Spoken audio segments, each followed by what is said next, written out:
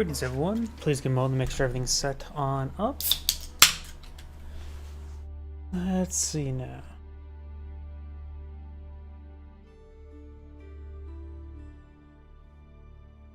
The Rumble is booting on up. YouTube booted on up. Twitch is booting up, X booted up, looks like everything's booted up. You can go and activate the live chat windows. It's the wrong button.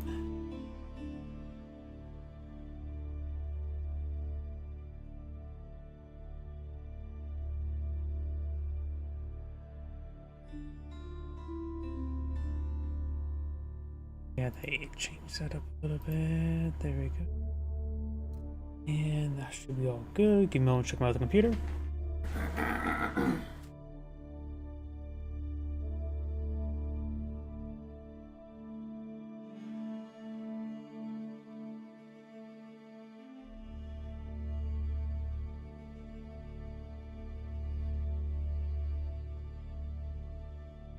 And looks like everything's good to go. So let's go and get started.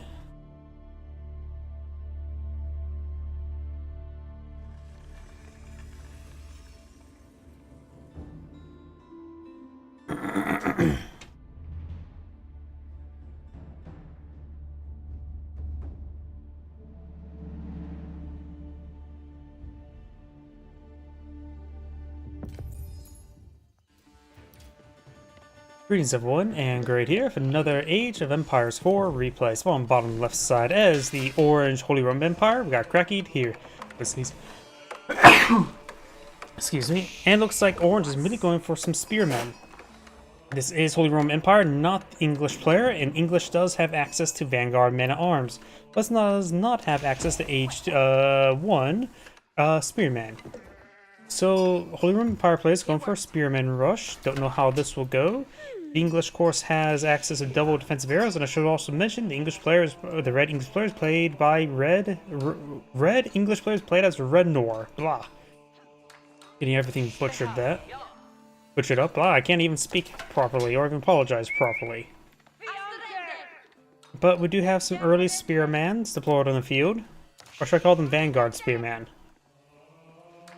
2 spearmen on the field. The English player does have gold, unless he's going to do a bit of short bow capability. The English are particularly good at defense in Age 2, of course.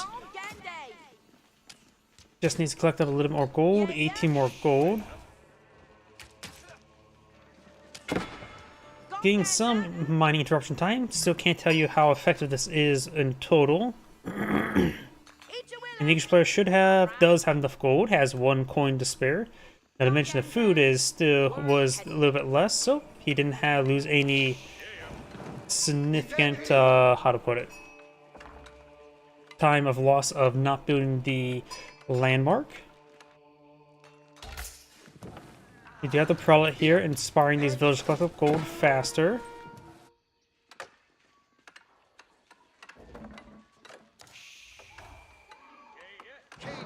Throwing some torches there, nothing too significant. The villagers have enough health, and when the Abbey Kings get deployed on the field, he will of course get a powerful 6 health regen per second aura, which will easily heal up these villagers no problem. And looks like English players also going for a handful of stone here. Does pick off that spearman with the villagers, very nice. And with the stone collection here, it suggests to me the English players are going to go for a secondary town center. We're going to see the Aachen Chapel. Could see Minwork Palace, probably Aachen Chapel. If he goes for Minwork Palace, he can quickly get all the upgrades for the early mana arms, and +1 range armor goes a long way when fighting against a secondary town center. Not to mention the faster, cheaper. Oh, he is going for Minwork Palace. I always love seeing this by Holy Roman Empire. 1, it's less common, but 2, it has high rushing potential. Because the 50% reduction of blacksmith technology not only gives you +1 range armor pretty easily, but you also get the cheaper siege engineers. Not to mention you get the blacksmith structure itself for free, so it's effectively saving you what, about 300 to 400 resources very quickly. And since he already has a barracks on the field, you can immediately get these early mana arms. And early mana arms are some of the best units in the game, in my opinion, if not the best unit in the game. You have villagers collecting a bit of stone there, so maybe I'm for a secondary town center himself. Memory Palace does also two unique upgrades.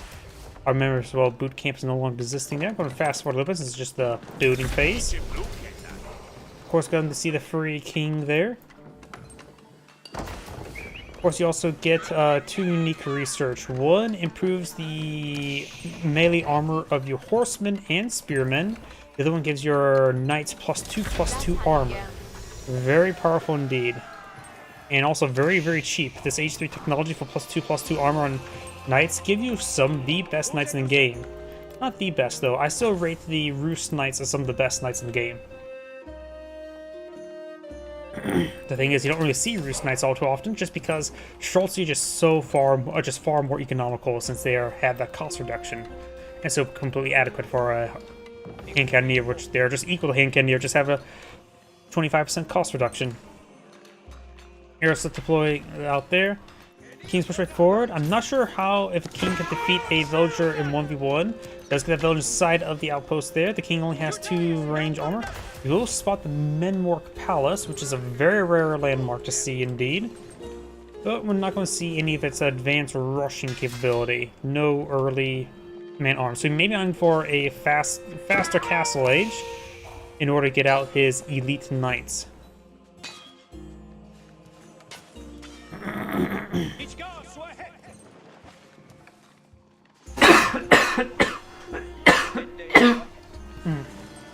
Sorry about that. You do have a second prelate actually deployed on the field as well. Each prelate can support about the 8 villagers with its empowerment aura or inspiring aura. The king has to fall back, maybe to the Abbey of Kings, get some great health regen there. Of course, got the secondary town zone now deployed on the field. And my voice is already starting to fail. Give me a moment. Alright, that's much better. Gotta get a bit of a drink into me. I'm going to fast forward a little bit there, since it's back to the eco phase. Got Regni's Cathedral being put on the field. Excellent for collecting those relics. Scout is here to escort the king around. And it sounds like it's a she, so it's potentially the future queen. Or at least a concubine. 1 to 3.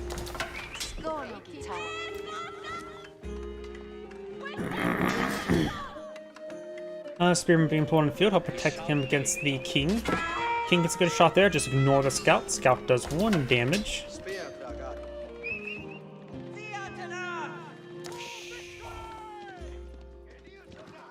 I think as well when it comes to Akin Chapel, plus what's it now, 30%, 35% aura collection rate, which is a very powerful landmark indeed. Is now replaceable by the Sorstinian abbeys, which could be very comparable to the English's natural foreign benefits, but it also basically turns all your monasteries into a what's it called? Akin Chapel. So and now the Menwork Palace still having the very powerful capabilities it always has. I don't think the king can be converted. It would be very surprising if the king could be converted.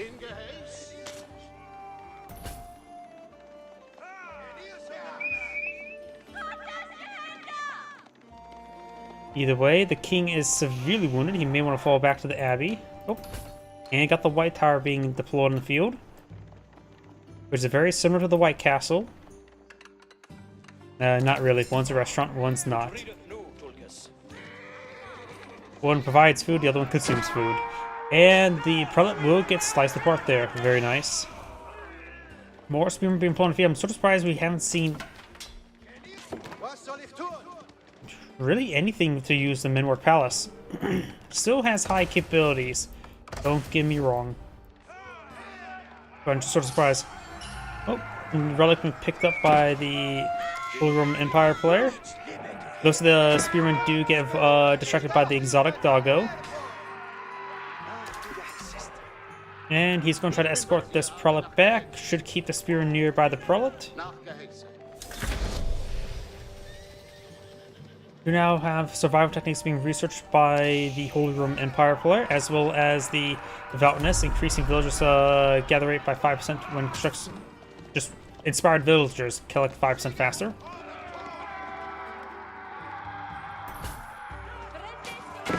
The king looks like it's going to go down. The prelate has 32 health. The king has a 26 lance attack, so it'll take more than one strike to take down that prelate. 2 melee attacks, so lance and melee. In other words, 2 strikes and it's down.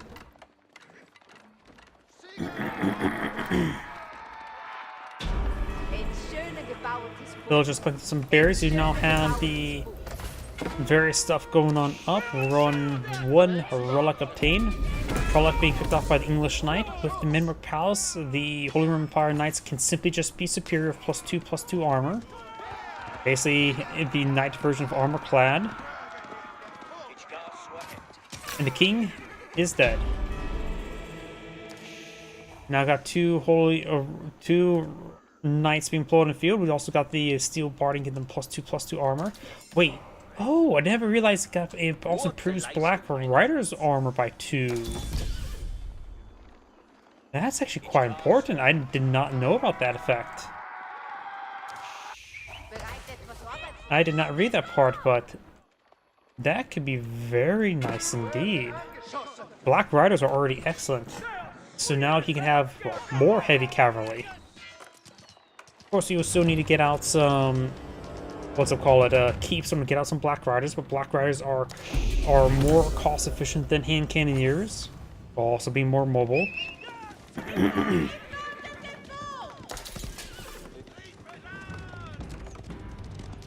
So we may see a good number of Black Riders.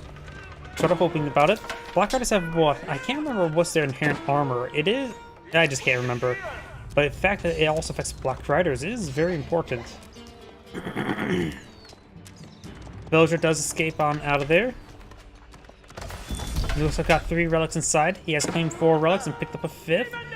Claiming all 5 relics as with the Regni's Cathedral. He is going to be swimming in gold. 6 villagers on gold. He also has enough for an age up. Definitely will need more spearmen, however. He can also go the +2 armor for the spearmen, which my offhand math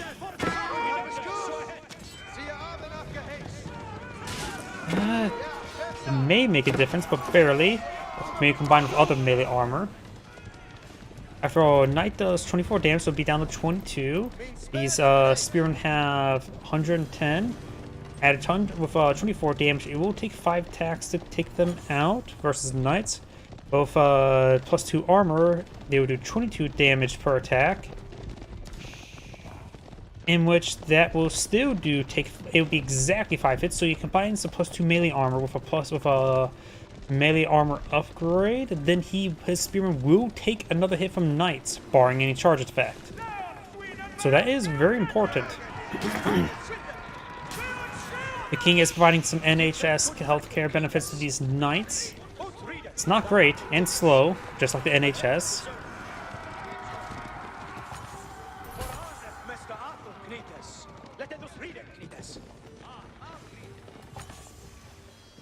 Got a good number spearman here. We also got now these Knights here with the +2/+2 armor. Spring golden placement, fired away. He does have a relic inside of it as well, and has every single relic obtained. The Cisternic Abbeys, they of course can provide an excellent gathering generation. Was by +35% in total. Decreases gathering rate by 40%. In comparison to this, it will of course be +30% in this age and next. So slightly better actually for the Cisternic Abbeys. However, no enclosures. However, his opponent does have Regni's Cathedral and every single relic, so I say this right now, the Holy Roman Empire players is very set up to do very well this game. Spearmen and Knights are in the buried line. Looks like all the Knights stays alive. You can pull them all back to the Abbey to get health regen. They are all severely wounded. It will definitely be worth it. You will effectively save 3 Knights worth of value if he saves all of them. Actually, probably close to 4 Knights of value. You can say good Knights. The king, of course, is alive. Long live the king. And here comes the Holy Roman Empire Knights. The English villagers do not have, what's it call it? Textiles. And suppose this opponent does not have +1 melee damage, without a charge attack, they will take 3 hits to kill off a villager. So +1 melee damage is important. Also, Swabia is now being established. If you really want to make use of Black Riders, he polishes our iron and collects some stone. Of course, you'll need to get that complete. Both of these stone deposits are pretty close by each other. They can give them 2 keeps, and they're pretty close by, so you can probably collect enough stone, put a keep here, then you use to collect both of them quite nicely. Plus there's a large stone deposit and gold deposit here, so put another keep over here, and get a good number of Black Riders.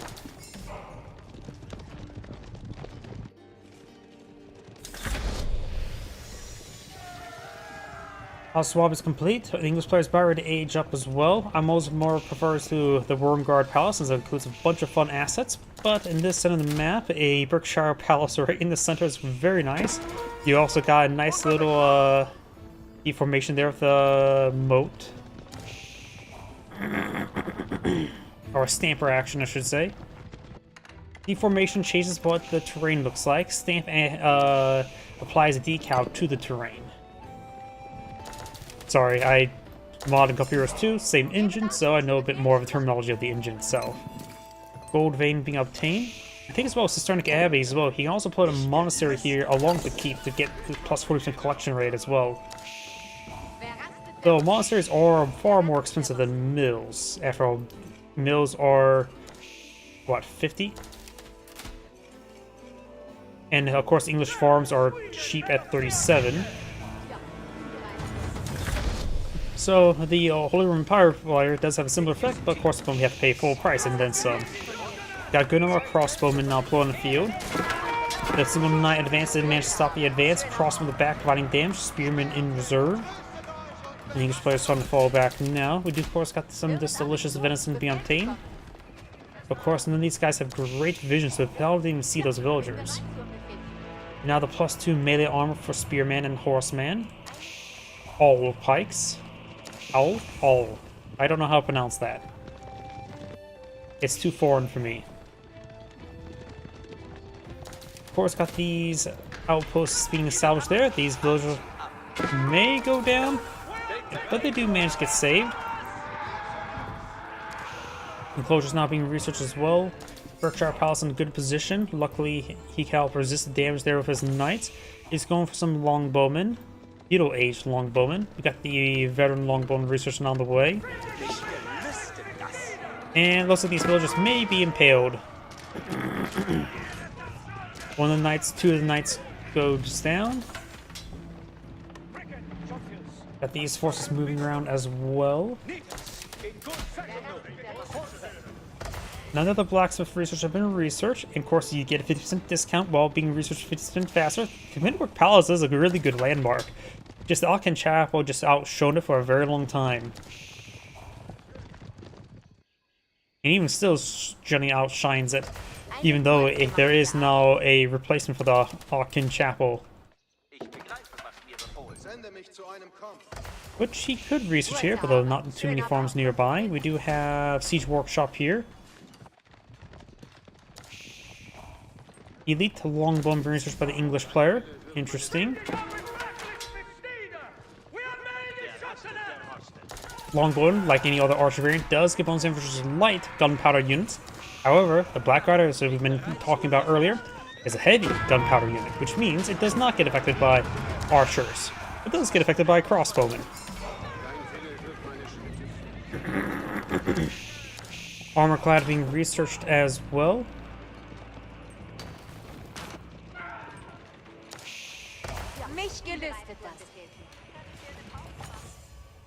Berkshire Palace, of course, acts as an English keep, which means all production structures available, so you can deploy some counterweight trebuchets from here. Got a nice core of barracks. English do deploy man-arms much quicker than other civilizations. 15 seconds here, as opposed to the standard 23 seconds. Could be 23.5 for all I know. Elite Knights being researched by Holy Roman Empire. village on stone, so he's not going collecting too much. He may be on for just some supplementary cannons. But he does have a number of, that's an arrow placement, spring golem placement, and spring golem placement. We got some mills here. We see prelates in the line here rather than the Ciceronic abbeys. I suppose they do have a good radius, so they can start empowering a lot of nearby units. So you don't really need the Ciceronic abbeys. You just need to sprinkle in prelates everywhere, and he's doing an excellent job at that. Let's see if I can't. 9 prelates are here. He has a good number of prelates. He's actually actively using the empowerment ability, which you don't see all too often. Not enough spearmen or crossbowmen. Crossbowmen being micro, spearmen, and of course a single knight trying to engage. But we do have a pair of spring golem placement here to help out, and a good number of these knights are pretty wounded now.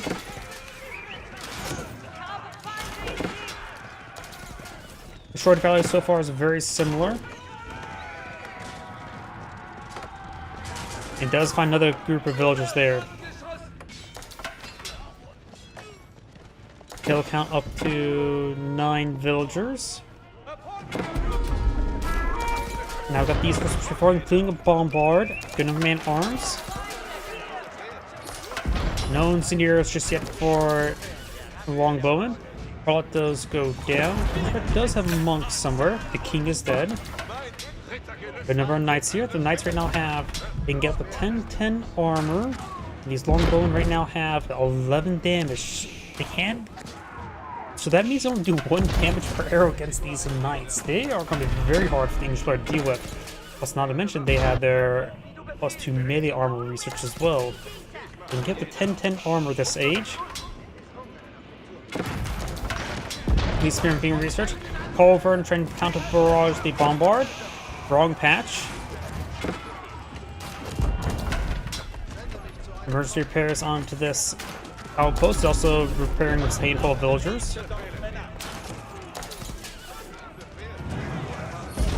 And we've got a very large contingent of knights, so it looks like we're not going to see the Black Riders being utilized.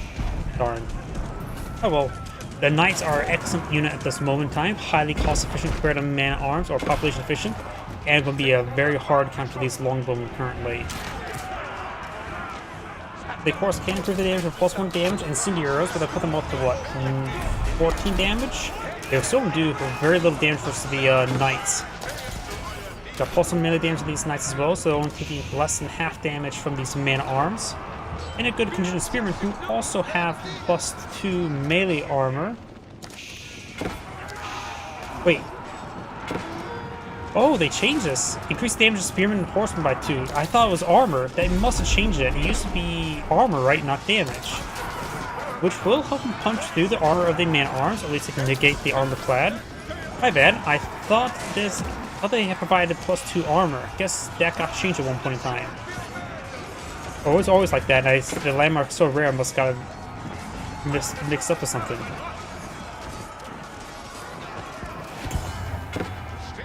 Knight took a bit of damage.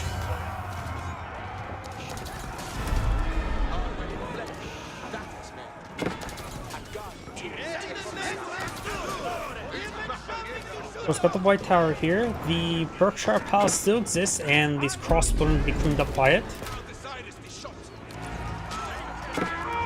Longbow, of course, be an excellent counter to those spearmen.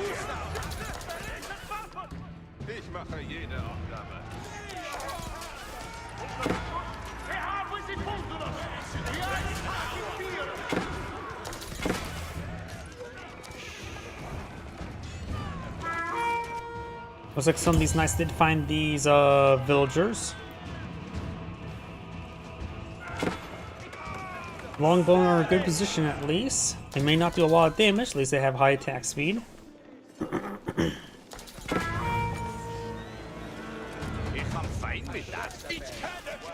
Looks like these knights are taking a single damage times 41.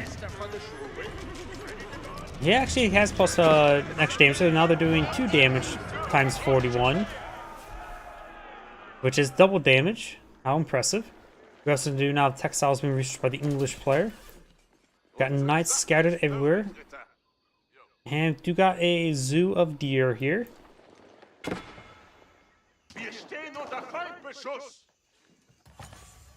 How do you have vision of that for a brief moment of time? Only a brief moment of time.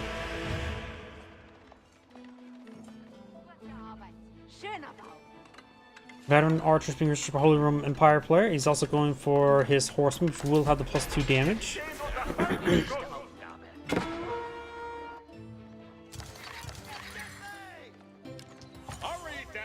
Got network of citadels and plus spring golden placement, +1 damage. Incendiaros being reached by the Holy Roman Empire player. Interesting, he's trying to go for archer transition against longbowman. Now I'm seeing Magnels.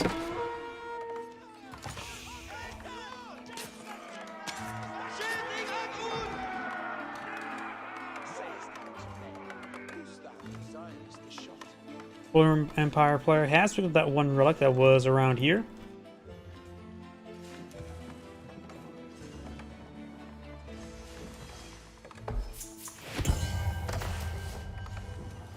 Large number of these farms going on up. He has prelates still sprinkled everywhere for the empowerment. Very nice. A single prelate lasts, it can power, what, up to 8 villagers? So you only need to put one prelate next to each mill. And it will do just fine. But the Cisternic Abbey will be a bit more efficient since it can fit around, what, 12 farms around it?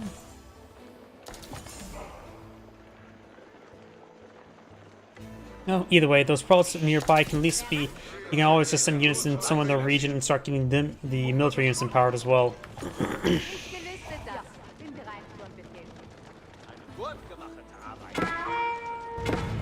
That prelate becomes a porcupine.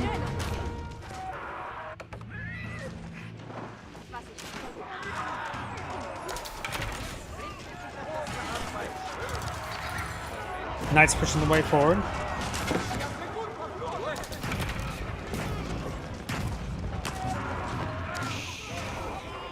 The English player does have a decent number of spearmen, which the archers will be good counter for, so I suppose that's his composition. Archers, heavy cavalry. Which, that sounds awfully familiar of a composition. We do have now 6 bowstrings being researched by the English player now.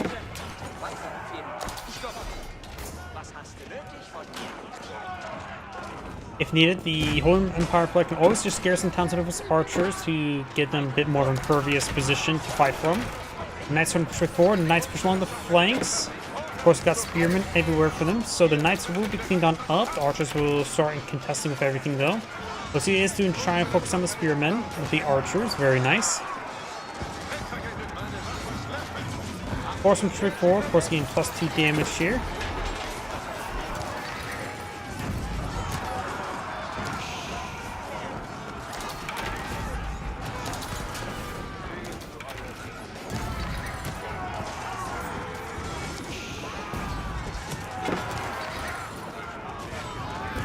More horsemen being summoned onto the field. Horsemen will be more cost effective against longbowmen than knights are. Though the extra armor will challenge that math though. You now have the arrow volley, or the arrow volley ability.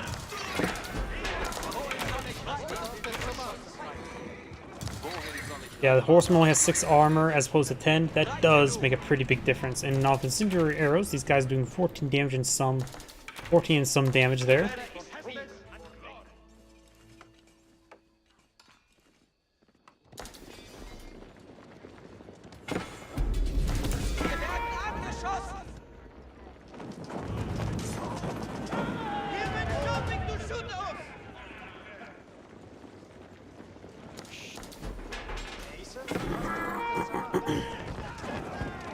These guys are being cleaned on up.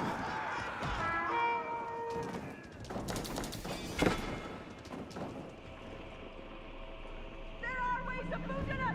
We are on attack in fear! Right enough, Vampires! Extra melee damage. We do now the elite man arms and melee armor upgrade for Holy Roman Empire player. Man arms would be a generally good idea. Not to mention his man arms would just simply be superior to the English man arms. The fact that to count out the armor clad, he has an upgrade to give them +2 damage. Not to mention that he gets a +4 or 6 damage against heavy. I always forget. You should combine the 2 upgrades, don't I? Oh, see, it's already gotten those researched.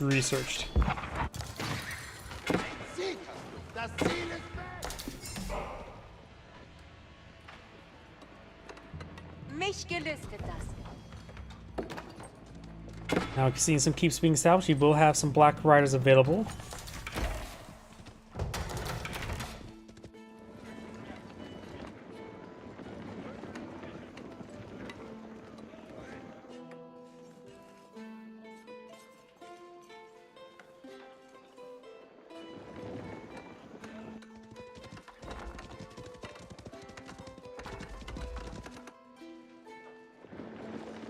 We're starting to get a chain of outposts going for the network of citadels.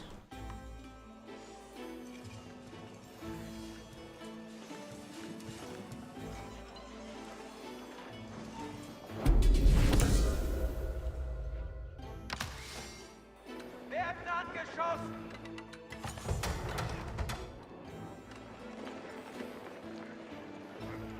Good force of longbone, handful of man-arms, and good number of spearmen trying to push along this flank. This keep can be quickly destroyed, though it looks like it will be built. And is obscured by the foliage there. Got these forces pushing on over here. Got some fortified outposts. The supplies to pull out of the area. Does have a cannon placement. No relic to boost the cannon placement though. Army started to rotate around. Culverins may sort of be left behind. So some of these villagers will be going down. Orange has over 120 villagers, while English Empire has not yet reached 100. He is actually a pop cap, so he likely will not reach 100.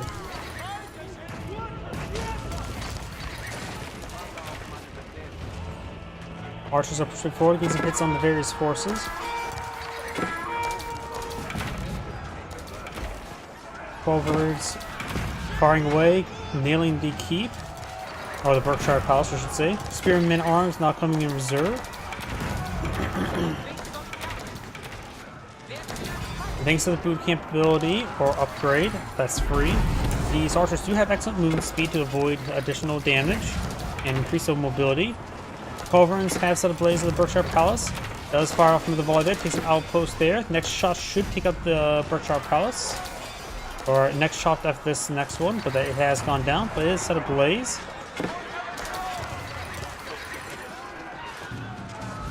The English longbones in a good position there. And those English players starting to eke out an advantage. Does get the keep start being repaired, and Berkshire Palace is firing away.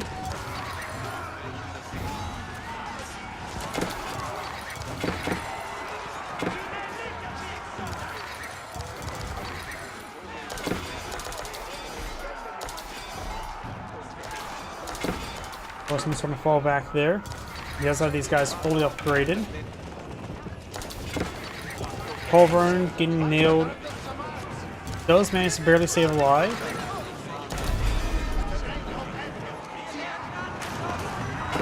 Horseman now advancing. Got man-arms with them as well.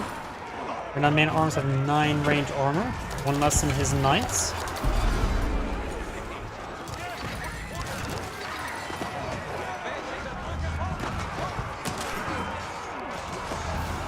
Longbone's in a good position, but English's front line is starting to disintegrate.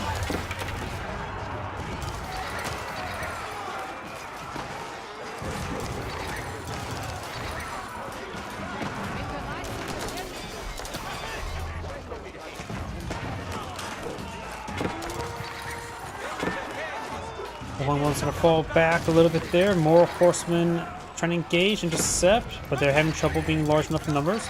You have man-arms there. Let's see, so it was constructed by this outpost there, and the Culverins starting to put some rounds in the outpost.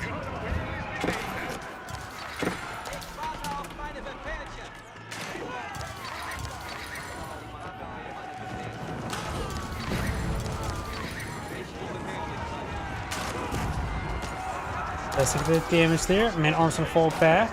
Longbone still here in good numbers. Mangonel now pulling the field. Fires a volley against the Longbone, gets a good hit there. Just got adjustable crossbars. With shot, it went for the melee units there. Starting to put some rounds in the back line. Got multiple Magnos now on the field for the Holy Roman Empire player.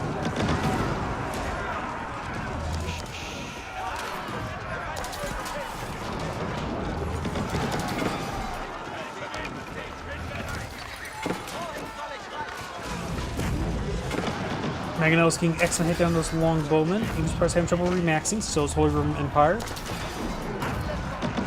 Another excellent hit there.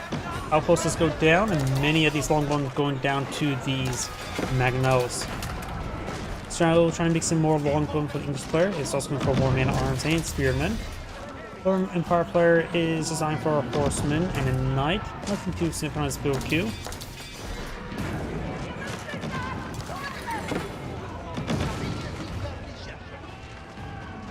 He can also pull up the 10 Black Riders.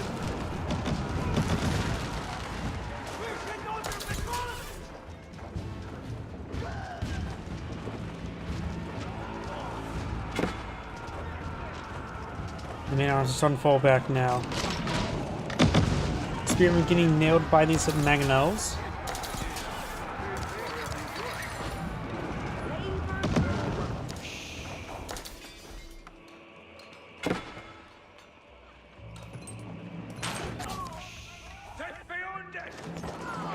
Archers getting a little too far forward, being hit by those longbowmen and the Berkshire Palace.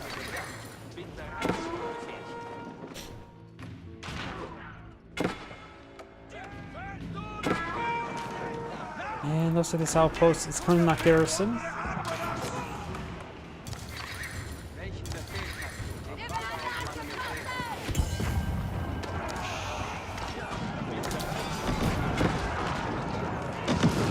Good hits there. Cavalry and man-at-arms trying to push it forward, but getting caught up on the pile of stone here, which is currently unspoiled.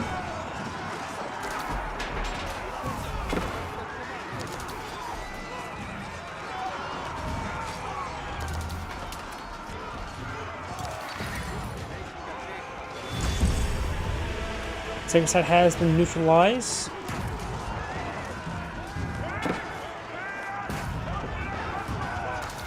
Orange Sword creeps and bandits, but still got good on a longbow here. If you just want extra safety, always get inside the Berkshire Palace. In fact, it will actually offer higher DPS if the longbow gets in there. They will have higher attack speed and higher base damage. Does manage to focus on the culvert.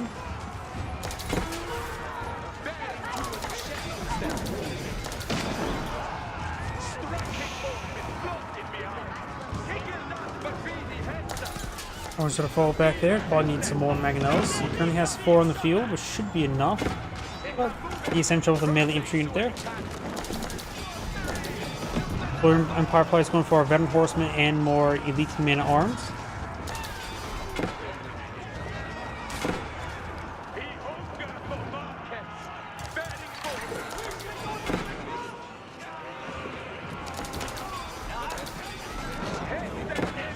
Magno strikes down back on south and hit those men at arms. And a good volley over here, while they're not a counter to those units. Splash damage and just good amount of damage in general is always a good counter.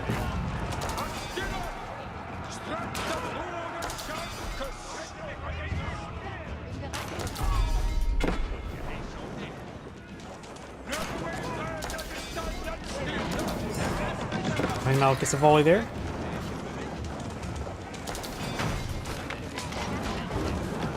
Another volley there.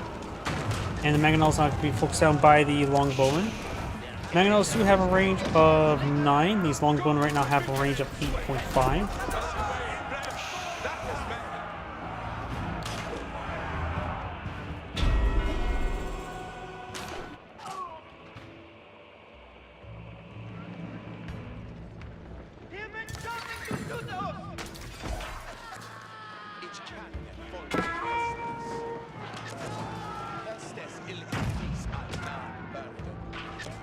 Units getting hit there. Do now have a spring golem placement on the way for the Holy Roman Empire player.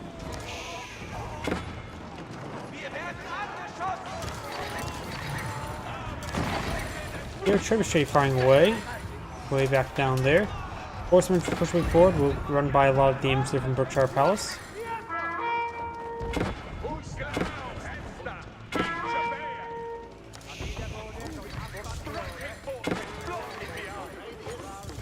Now looks like none of those villagers will be going down the road. We do have Red's now pushing forward once again.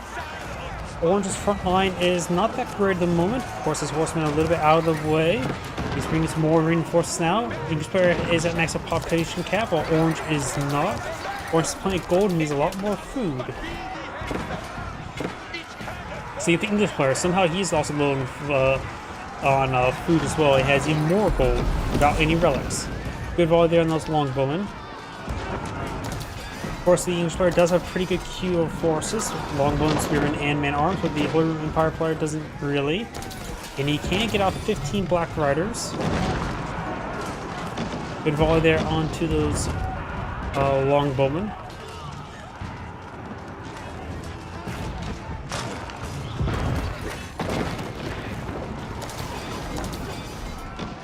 Mangonel's getting some good hits there. The Berkshire Palace trying to hit that Mangonel.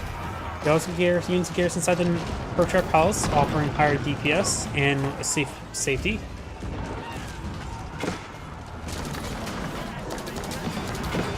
Good hits there.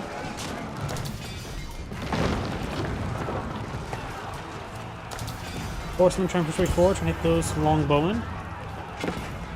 No palings were deployed in the field.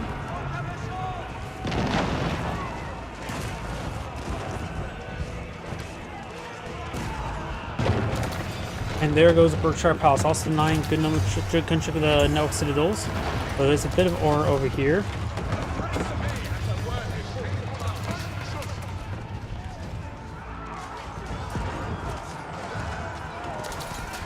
And Orange starting to fall back there as well. The longbowman has been very cost effective. In fact, he has a higher destroy value than his opponent. By a pretty good margin at the moment. Trying to get out some more knights.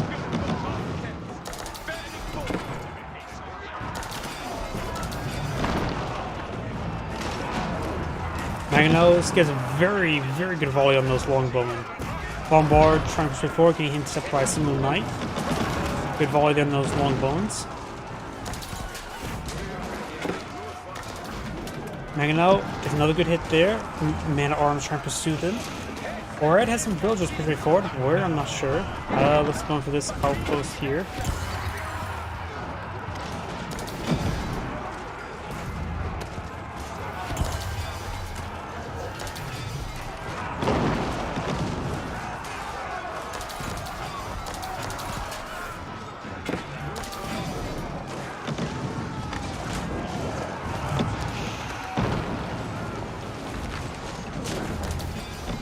Longbowman still firing away. Red's maintaining his high destroyed value lead, but it is being shrunken a little bit there.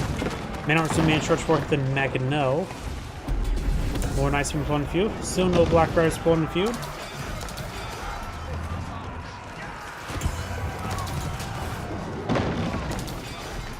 Now the Berkshire Palace is taking some damage now.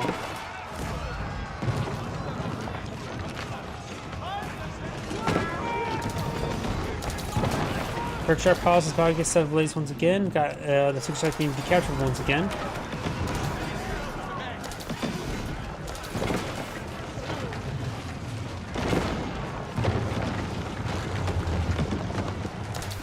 Red's man-arms slowly being picked on off. So Orange's. Orange lacking a bit of army, seems like, on the front line. Does have 159 units on the field. Got units along the flank. Does spot this red keep here. And Orange may need to fall back, get some reinforcements there. He has good number of siege weapons in the field to help see the population, but right now, Orange does have higher army value.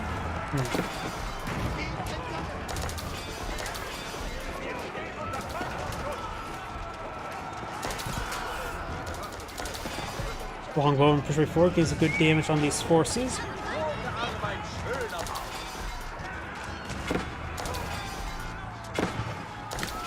Able to focus down these knights at one at a time. And the Holy Roman Empire player does have 3 more Mangonels in the field.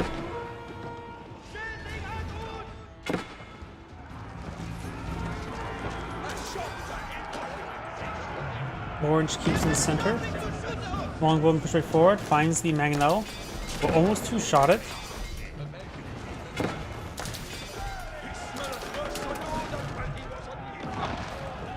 Res now pushes way forward. not remaxing. In fact, he's scraping on the barrel of resources. I was not paying attention to that. Looks like he's has gold on the side of the map. Plenty of gold. Going for farms. He has a good amount of passive gold generation, but right now the Holy Roman Empire's economy is, excuse me, not doing well at all. Mangonel does go down there.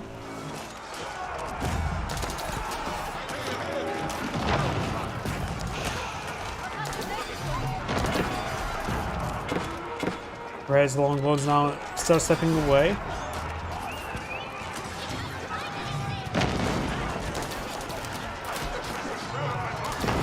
Orange still spamming some reinforcements, trying to stabilize the front line. Longbones started stepping away. Takes on another knight there. And right now the English player does have more longbone and spear on the build too. Not going for any more man-at-arms at the moment. Both players are sort of low in resources, so the including Empire player does have some resources to work with now. All I have to do to his more farming transition. It has now tested 9 villages onto gold as well.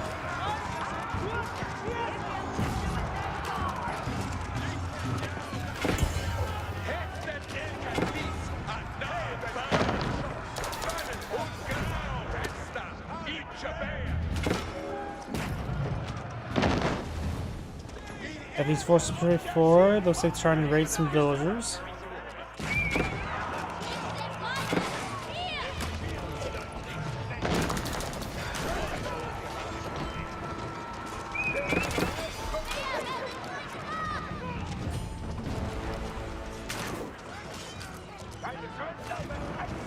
Arms being picked off one at a time. English longbone advancing. Got some emergency repairs on this structure.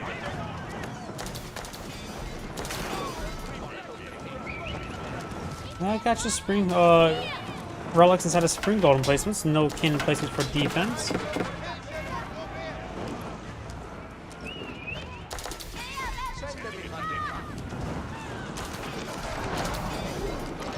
Some hits there. Mangonels fires an okay volley there.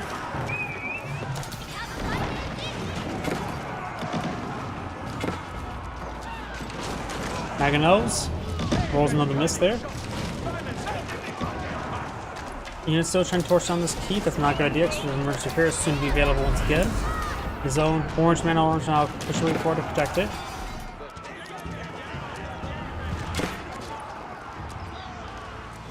More fortified outposts for the Holy Roman Empire player.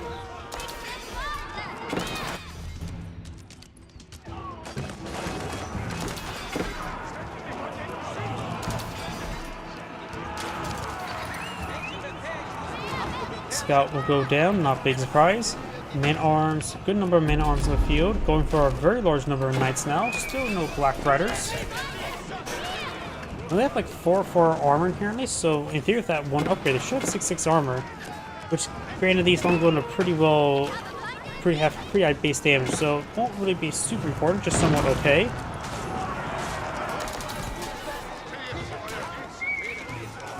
Mangonel's pretty forward with a cute move of attack forward to targets.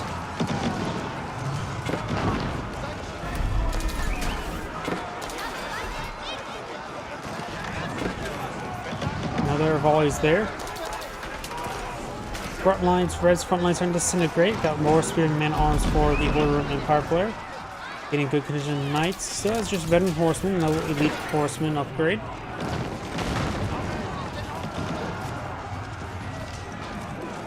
Here's some of the flank getting cleaned on up. Spearmen and more man-arms trying to close up the flank once again. Longbone still being pepped by the rocks of the Mangonels.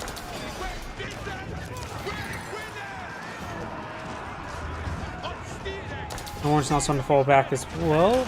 Needs to take time to regroup. He has not maxed out population. Red has had a good job to keep the population cap.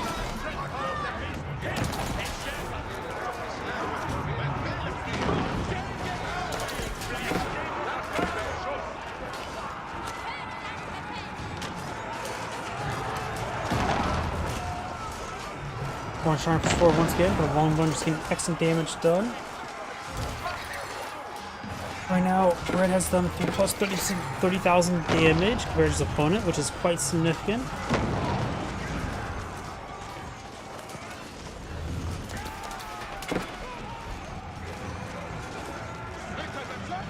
4-man arms being summoned.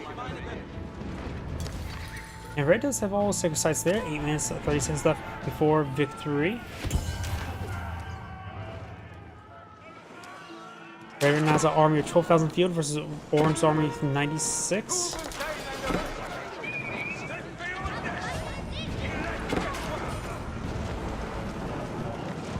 Horsemen push right forward. Mangonels get a pretty good volley there on those melee infantry there. While they're not counting some melee infantry. Splash damage is a form of counter though. You're now emergency repairs on that outpost as well.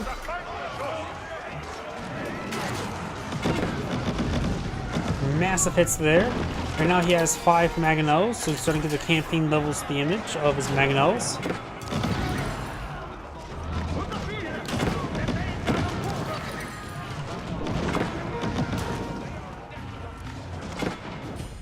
Up north we do have just keeps engaging keeps. Orange now pushes his way forward.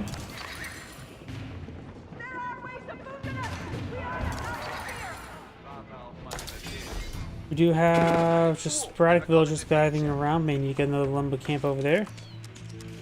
More just sporadic buildings.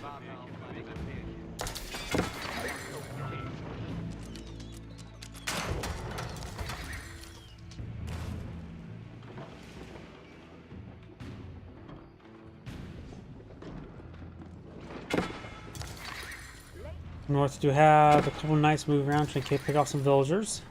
Ich mache jede Aufgabe. Ich kenne meine Pflicht.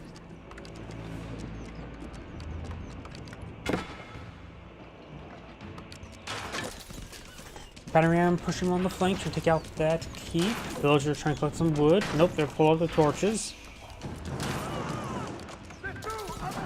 Got a proxy siege workshop over here.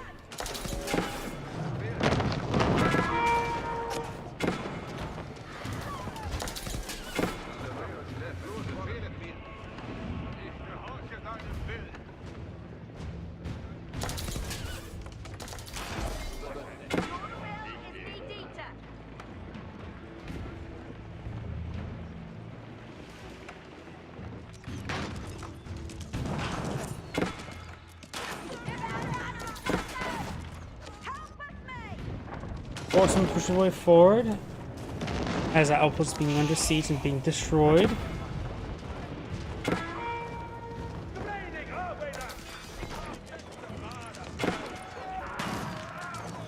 And the battering ram will be going on down there. North, we got the horsemen advancing.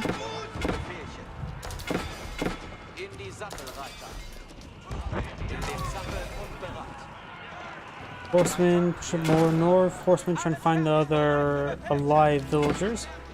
Has another 5 minutes before you lose the game. 5 minutes and 40 seconds.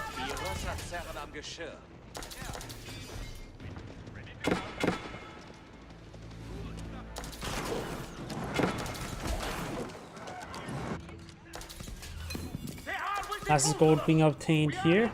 Red still has a fair amount of gold here. And here as well. This one's basically untouched. Golden Empire player does have a nice mix of resources. He has plenty of gold, but low in food.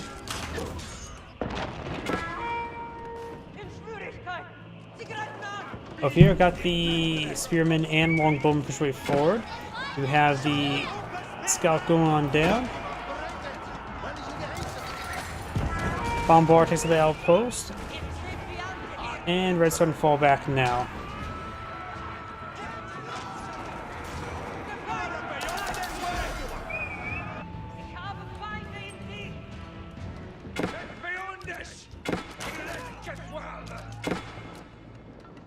Four minutes, 30 seconds remaining for the sacred side victory.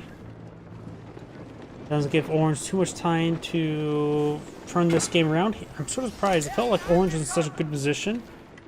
He has better upgrades. It's just the strength of longbow being very good right now for the English player.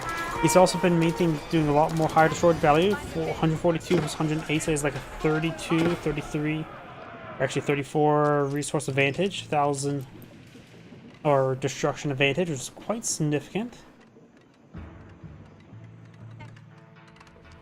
No landmark here. Of course, one of the orange keeps has gone down, so 5 less black riders. He's so far deployed 0 this entire game.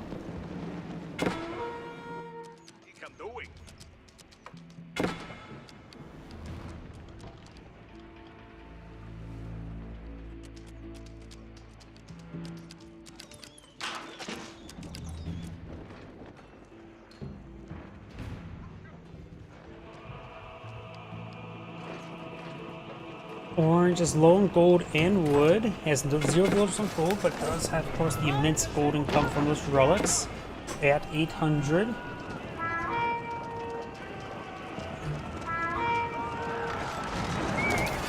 Mangonels finds a good volley there on the man-at-arms.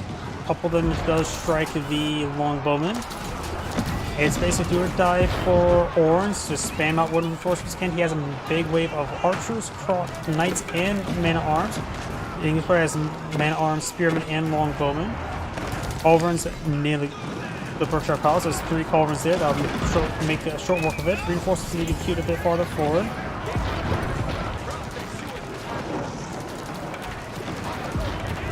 Berkshire Palace has been set ablaze.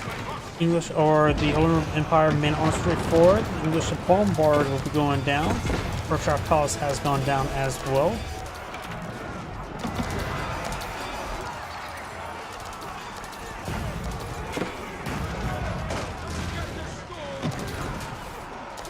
Six-side victory, of course, pause the moment as this is being contested. Men-at-arms push forward, engage some reinforcements. Most of the mangonels have gone down, but no culverins, however, still remain, so Orange can easily overrun structures. Red is just trying to reinforce with spearmen, men-at-arms, and longbowmen. He's right now, English is running low on food. He could probably buy 1,000 of it with his gold. Want to keep his production queues going. Holy Empire players running low on gold. You can go for more archers and spearmen just to get some more mass in the field. Horsemen would be a good option as well.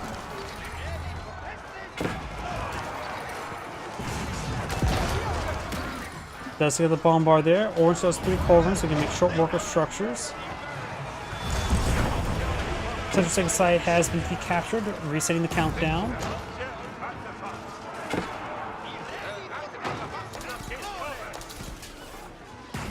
English players still set us epic away with longbowmen.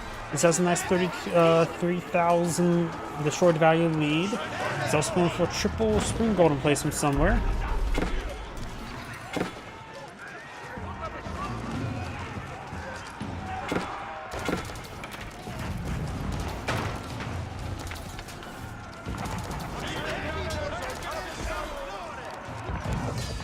And Red has resigned. That's Angry saying, thank you for watching, and on to next replay. Before I get started next replay, I do need the restroom. Please give me a moment. Oops, not restart.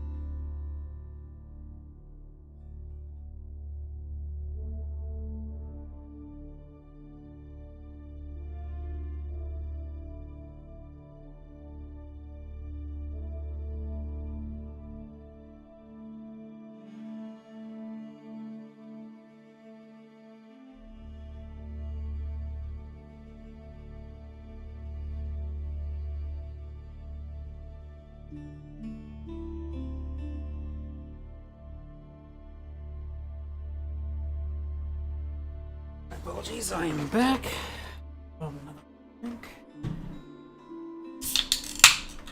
My apologies for that sound. Did not get much sleep last night, like normal, so extra caffeine into me. Let's see, next game. Here we go.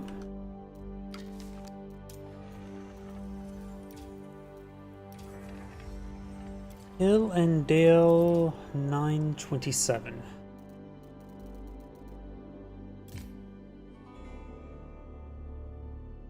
Yep.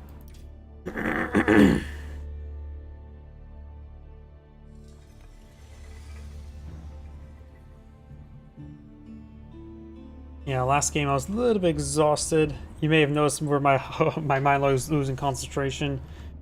I woke up at 3 o'clock this morning, couldn't go back to sleep. Sounds about right.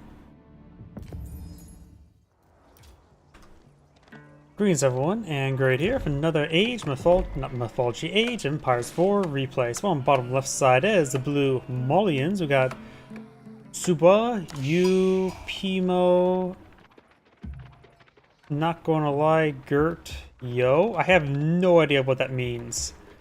And spawn on top right side as yellow Chinese. We got VES and Valdemar.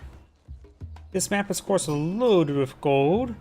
But this map, of course, with Mines, still have a good location for trading, though it's off, not in the corner, so it's not excellent, just okay. Got some berry bushes there next to it, however, but of course, while he is Islamic, he does not get improved berries. Let's see, Chinese player has deer up front with some trees, gold and berries behind with the stone. Maybe secondary towns, maybe Song Dynasty. Chinese players can go for a number of openers. Golden vein there. Mining pits probably be best deployed over here. A bit more on the side to plus the natural foliage shade up keep coverage, though it would be hard to place huts around this one.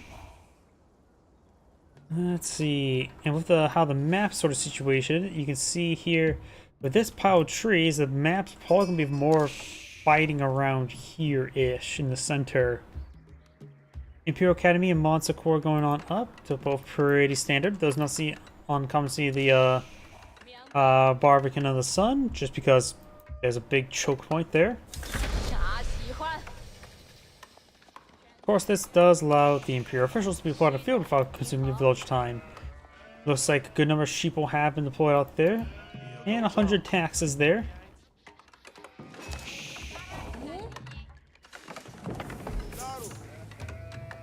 Looks like both players just added some eco up. No stone collection right now for the Chinese player, just going for economy. And we've got cows. Gotta keep those doggies rolling. Mining quarry. Oh, pit mine would be fully saturated relatively soon. And we do have a barracks on the build queue as well. Looks like the Grand Philonic Corral will be deployed on this angle. While going for a handful of Donzo just to be safe. Chinese player is going for a horseman. He is going for basic round of walls there. Another round of walls is all he needs here.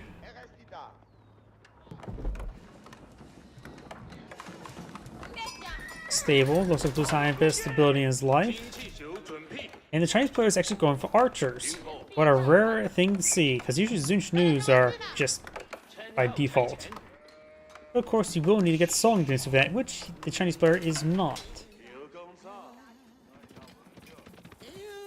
Horseman heading down south, and we do also have the horseman harassing these villagers, so we shall slow down the game to normal. Eco phase done. Malian player is trying to get some sofas there, and early heavy cavalry has only 2 armor there.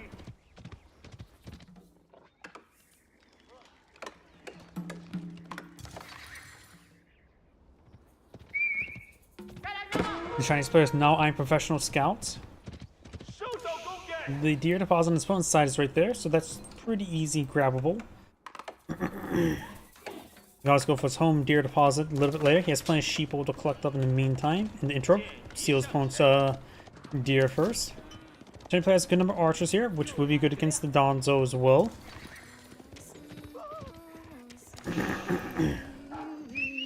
Local doggo demands head pats. More cattle ranches being established now, each one providing right now 75 food per minute, not too bad. Does go the food collection upgrades.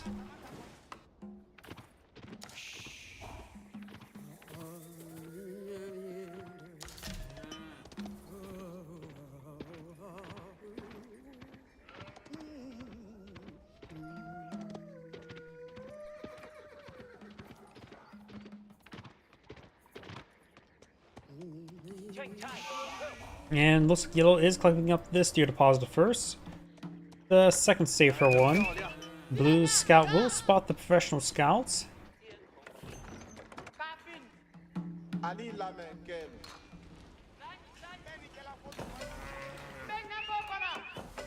More cattle ranches being established. That scout may be going down. Does get the surround from it onto it. And the Vanguard Scout does go ahead and go on down. We got some Donzo and a sofa here.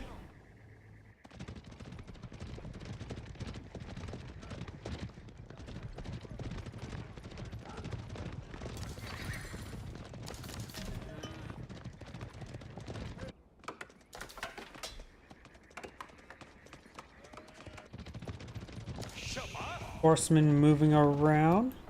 This tree deposit does butt up against the cliff face, so we'll need a small amount of walls there, which also help protect this stone deposit. But just go ahead and put the walls there. Nice and safe. And walls are just pretty dirt cheap either way.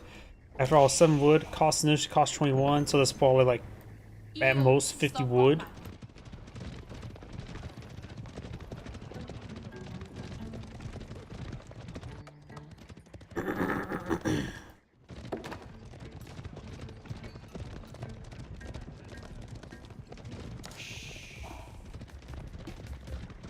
Grand Filani Corral now being researched.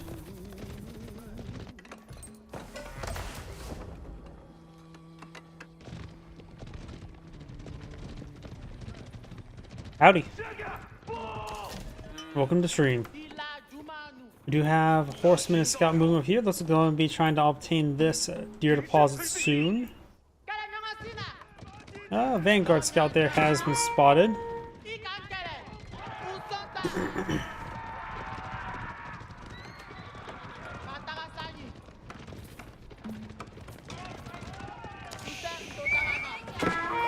Donzos do fire a set of javelins there. Horsemen coming way forward. Got Gunham archers help protect the horsemen. Very nice. Which can be a good distraction to collect the venison, but there's still a handful of forces there, so scouts cannot advance. Grand Filani Corral is almost complete. Only 5 cattle ranches here, so 15 cows in store. Doing now the veteran sofa upgrade. Can always go for important armor, but looks like he's lacking food.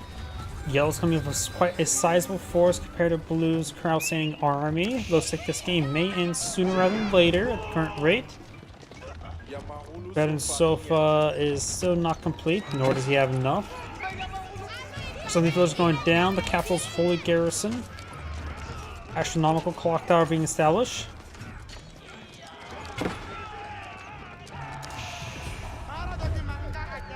Overall, Sofa's probably going to be the best call on unit deployer right now. If we could counter the horsemen and to the archers. Imported armor now on the way. With the veteran Sofa upgrade, they do get the 3-3 armor with nearly 200 health. They're pretty bulky. Their attack speed's not as great as Knights, just slightly worse. But still very comparable. I think it is relatively comparable DPS to Kashyyyks, while being cheaper and healthier.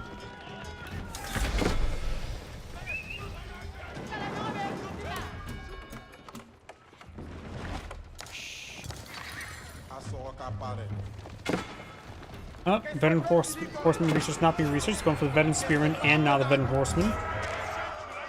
A veteran archer, not spearman. Sofa's soon to be a 5-5 armor, which makes these archers do 1 damage against them. They'll just get hit by the horseman. There's the imported armor.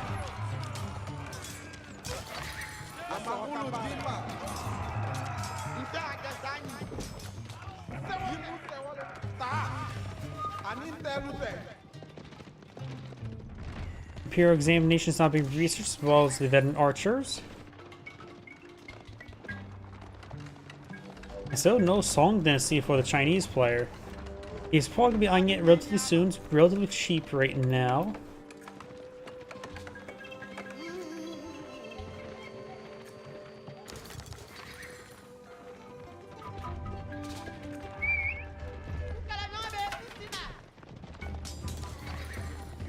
Veteran Horseman does take some damage, nothing too significant though.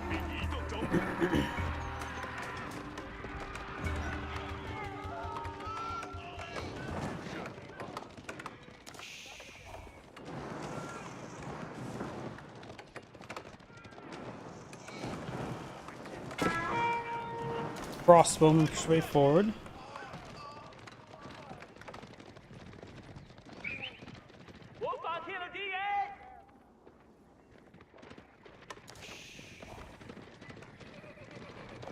Many of those units are quite damaged.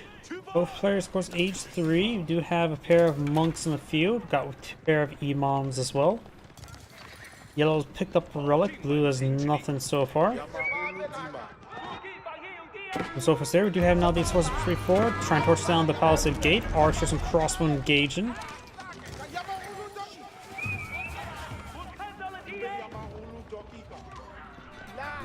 Imam will be picked on off, as well as that sofa. As the Imam will stay alive. Couple more sofas there. Both of those go down. The other two do get hit a bit. Local doggo demands head pats. And looks like I got another mining pit being established, but not too well occupied at the moment. Nice 63 gold per minute. Imam there. Scout is down. We do have, of course, these forces here.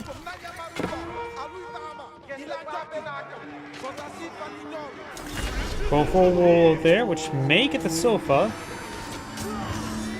Deletes the sofa there. Very nice.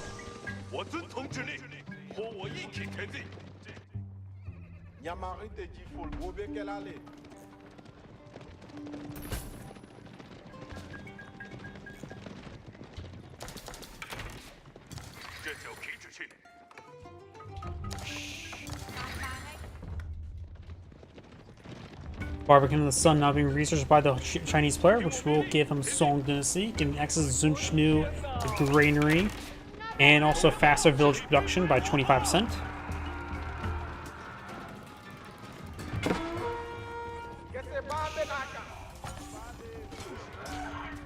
So the Barbican Sun is not being built at the moment. It's just queued.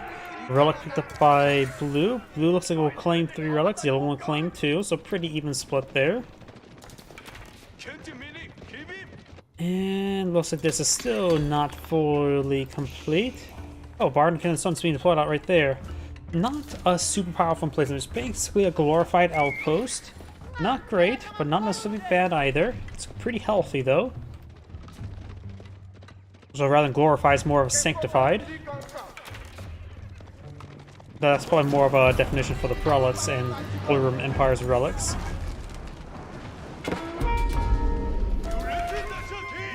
Another pair of villages will be going on down there. We'll torch down 2 sets of walls there, or gates. Got a Imperial official there. 2 coins he can pick up. You can rub those 2 coins together. We do have, looks like Sofa is being engaged by the horsemen. And looks like Blue's force here will be intercepted. So that steps around, prevents escape.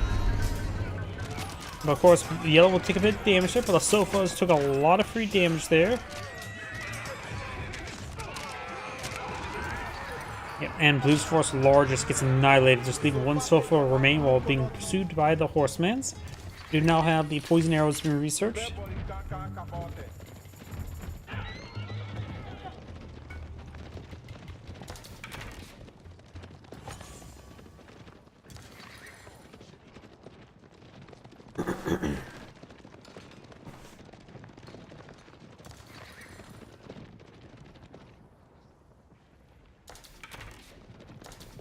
59 villagers versus 50 villagers. Yellow has cleaned up 6, blue's only cleaned up 1.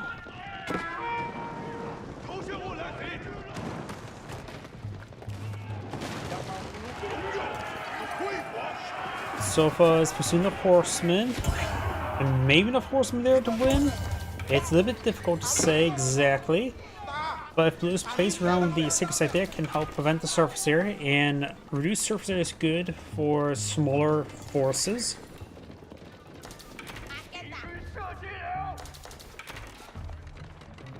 Archers, Donzo, and Sofa's there, very nice.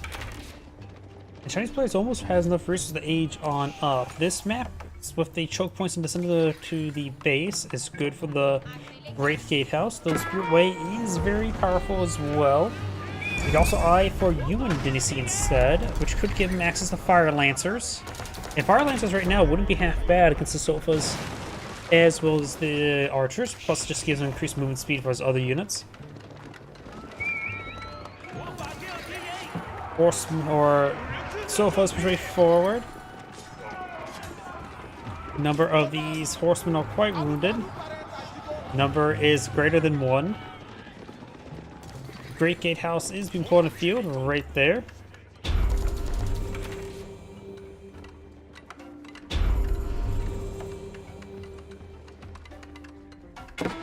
And the Mullion player is very far from aging up. In fact, the exact opposite. It can't be any farther, really. So, the Mullion players will not be aging up. The Chinese player will be able to age up and get access to some powerful university tech. Those is the elite upgrades. Trying to think what university tech could be very nice. Holding max out Zun Chenus when you get a damage benefit lead of your opponent could be very powerful. Archers on the field, so Grenadiers are not a good idea. Plus, you have to get Ming Dynasty for that, which is very unlikely anytime soon. Sofas, just generally Knights would be good. So yeah, I think maybe a Zun Chenu transition would be quite nice. Blues push way forward, straight into the emplacements. Took a decent amount of damage there. The Nesbys did not reload in time.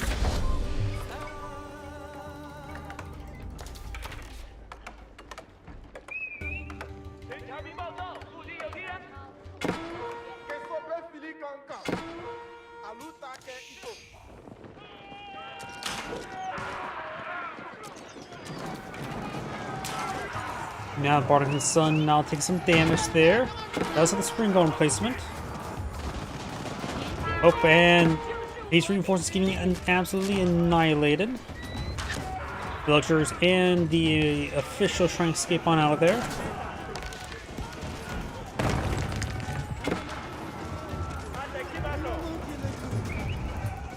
Also just leaving the ground force to feed addition up. Archers dancing around a little bit. Oh, I did not pay close attention there. We got the elite horsemen in the back line. We got the cows. Got to keep those doggies rolling. A bit of cow tippings commencing as well. At least the cows can at least still be eaten. At a pretty good rate. So the cows being killed off is not a huge issue. Just a little bit of an issue. And the horsemen starting back on off. The Mullion players pretty close to aging up.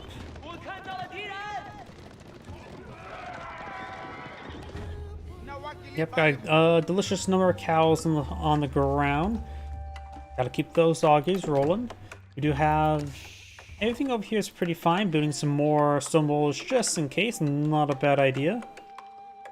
You may want to delete this wooden gate or wooden wall behind it because I've seen some traversal issues here. Fort of the Hunters being established right here, which will provide all infantry some camouflage capabilities. Very nice. Plus has access to poison arrows.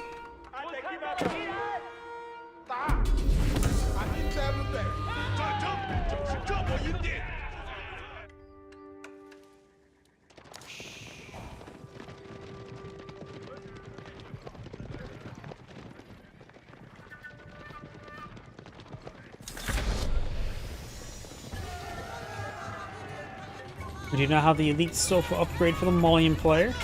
And we got Tithe Barn for the Chinese player with only 2 relics. French players nowhere near of getting the UN or nor Ming Dynasty, and not to mention university research is a little bit out of reach. Imam there will be picked on off.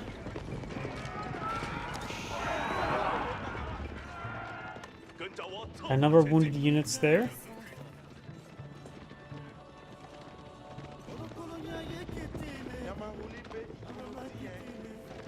不错的工作，你做很棒。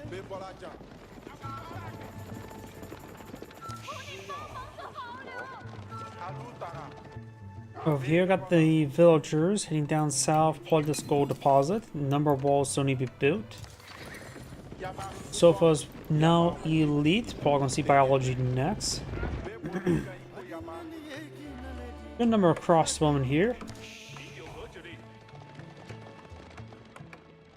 We are going to see the pyrotechnics research there, improving the range of hand cannoneers.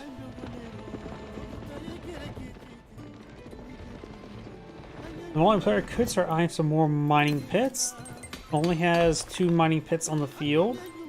Do ignore this number. It does count as Monster Quarries 1, which is simply not the case. Could be a good time to switch the Monster Quarry to stone.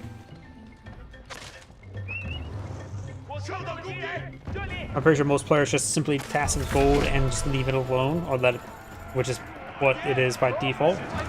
Rarely ever see stone being selected, but it's usually in case of one of our early town centers. But that, last time I saw that was back when the mining town centers cost stone rather than gold.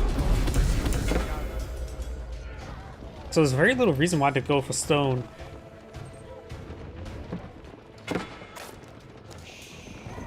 Well, it's always nice to have the option just in case.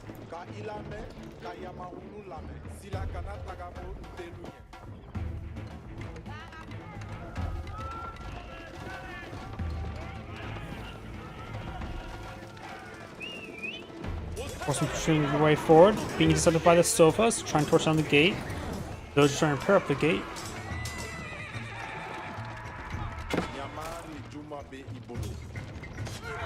We're all going to see the farm via leadership as well as the precision training. Six side touched.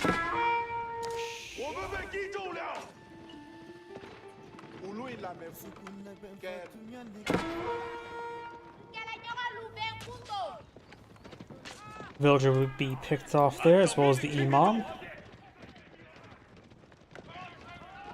Blue does have all the sacred sites there, but they can easily be stopped and flipped like this. A large number of sofas for forward. Do you have the spring golem placed there? He realized, oh, I can go with the kid and place him here as well.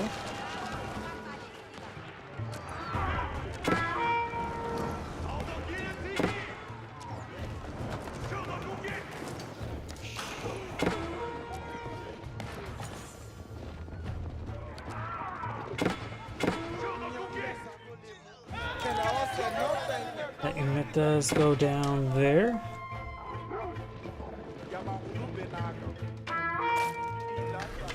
Put some rounds on a total outpost. Got the elite spearman research now on the way.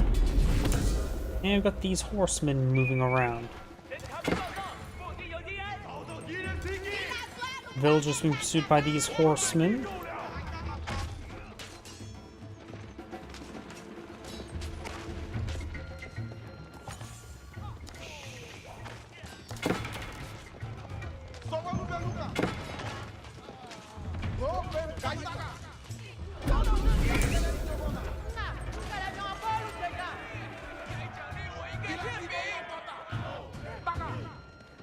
So first, do find a stone wall to bash their head into, so they're unable to go through that direction now. But the horsemen there being picked on off as well. All the sacred sites are currently secured up by blue still. And Yo's gonna make a try contestation for this one, but we've got a good number of sofas to stop it. Or some king kingers are on the field. The Chinese player does not have above 100 villagers, so sticking Song DC is still a good idea. Good reserve of wood and food, low on gold. Plenty of gold here at the moment. Just now started touching that one inappropriately. Nope, my apologies, hit my microphone. Inappropriate touching. Do now the Spearmen push forward, got another crossbowmen and hand cannoneers advancing.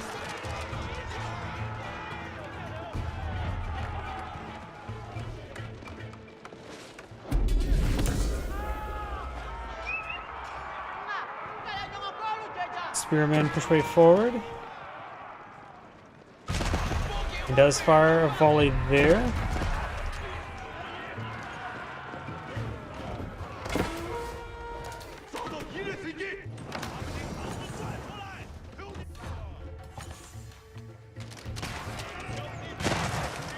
Blue's trying to push this way forward. Got a handful of Musfati gunners there. Sofas, handful of them moving around.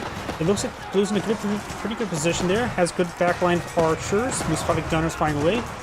Yellow doesn't have too many hand cannoneers here at the moment.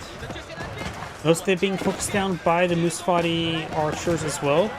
They do have the precision training, so their range is up to 6.5 range, which is pretty nice.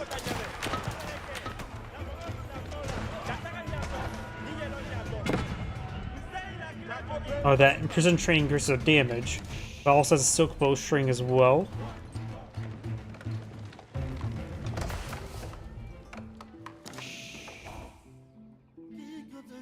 Handful of outposts here. Looks like Yellow's gonna be trying to obtain this gold deposit next. Plenty of gold there.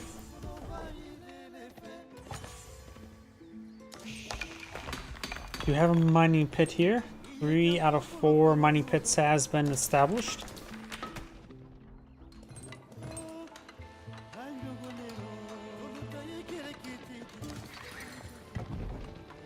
I got some yellow stone walls there. Nice thing about stone walls is it does give you access to stone towers, which are actually a bit more cost effective than keeps. But will we see stone towers? Probably not.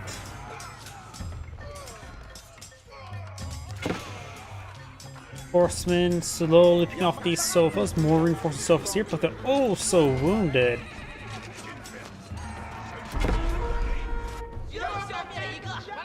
Second site in the center has been decaptured, so got no countdown anymore. Horsemen will take those units out, and we'll take out that villager while at it. The sofas are even more wounded, they need to get put to an Iman.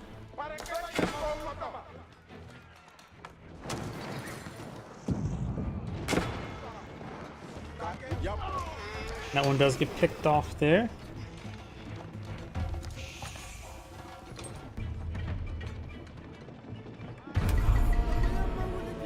Second side has been decaptured. Bombard engaging the gate. And set as ablaze, of course.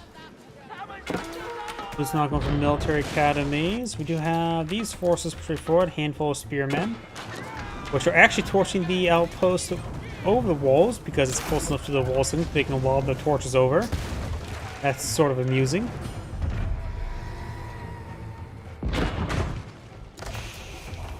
Four of the hunters now being bombarded.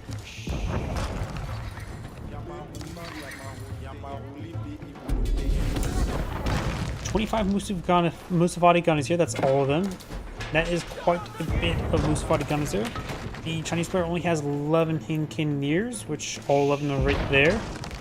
So blue does have a larger force of the gunpowder units, though yellow should still be higher quality with the higher range, even though they have slightly less damage and don't have the ability to fight ambush camouflage. Though the Florida Hunters also makes all of its infantry nearby having ambush camouflage. Archers and Musafati guns just firing away. Good choke point there, so there's a pretty good defense position there for blue. Both sides front line forces disintegrating. The 4 of the hunters are set ablaze and being mass repaired. And blue's Musafati gunners are pushing the way forward.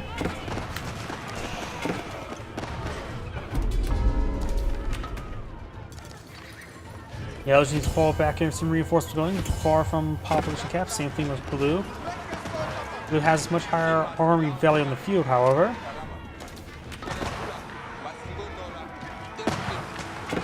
Yellow's going for more spearmen. Against all the Musafati gunners, the Chinese player could eye for regular archers that could counter. So I don't think the Chinese. Oh, the Chinese player does have veteran archers, just not elite archers. Don't know about incendiary. Nope, doesn't look like incendiary arrows.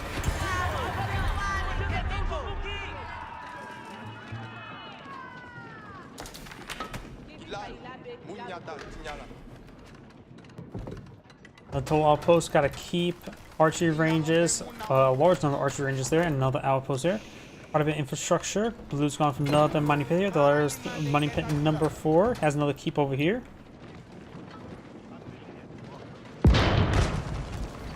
And the central sacred site will be decaptured by Blue. No Imam to re-secure it. 30 Musafati gunners for 25 archers. Good number serves for the front line.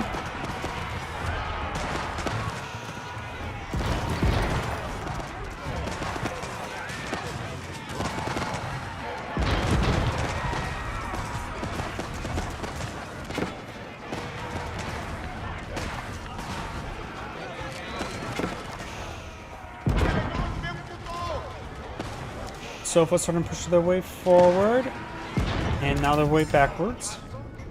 Going for more Musafati gunners and Sofas. Yellow's right now going for more Hincanneers and Horsemen, so pretty similar composition. Yellow does take some damage there. And now we do have the ancient techniques being researched as well.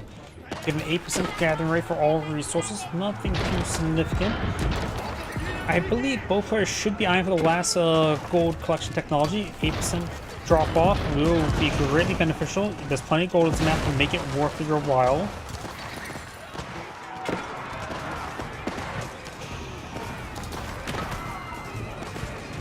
Good number of crossbows still on the field as well. I think they're just largely leftover crossbowmen, because they're not even elite crossbowmen.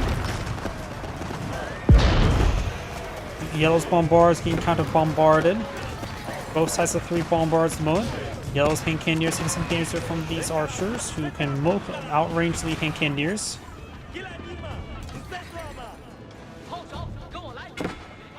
And Yellow's starting to fall back now. Each technique's almost complete. Belgium must have gotten impaled by Spring Gold Outpost. Maybe it was this Spring Gold Outpost, or we also got a unupgraded outpost here.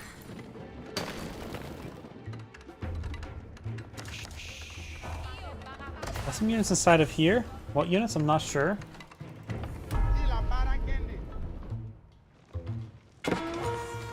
Looks like this gold deposit still has 1,000 left there. Horsemen trying to push forward. Got another gate being established. Got some stone walls trying to be established as well.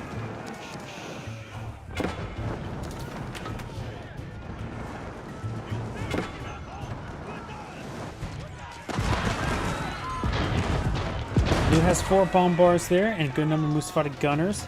Not too many archers at the moment, 6 of them.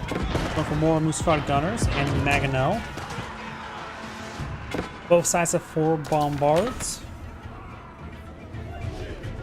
And Blue is eyeing for cupulations. Or however you pronounce it. I don't trust me on pronunciation for anything. More stone being there. Also going for some berries. Number of farms here. We do now have the serpentine gunpowder being researched.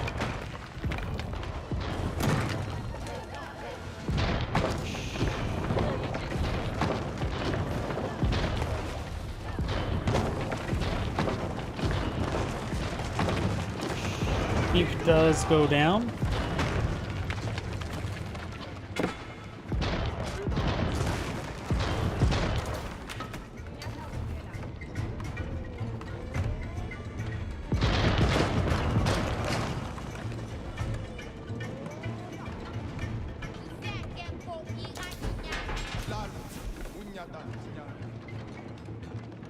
Outpost here for a bit of spotting.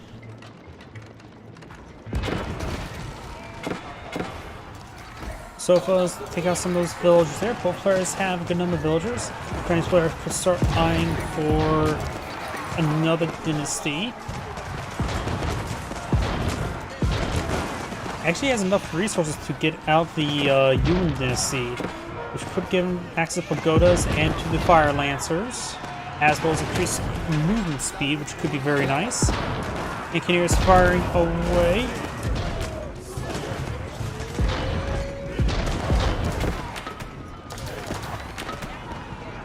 Sofa is now trying to close on Engineers. Do have the Imperial Palace, so Yuan Dynasty will be obtained. Imperial Palace also act as a lighthouse. Good spotting range. More gold being obtained here. Both players have gold in their sphere of influence. That was a good number of bombards here. We're trying to smash it down south. Yellow has an outpost being established now. And has crossed the T right there. And that is traversable area. The gold mine, I think, has been fully cleaned on up.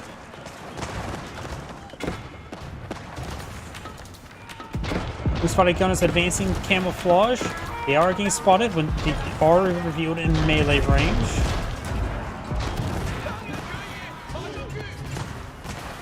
There are fortified outposts there.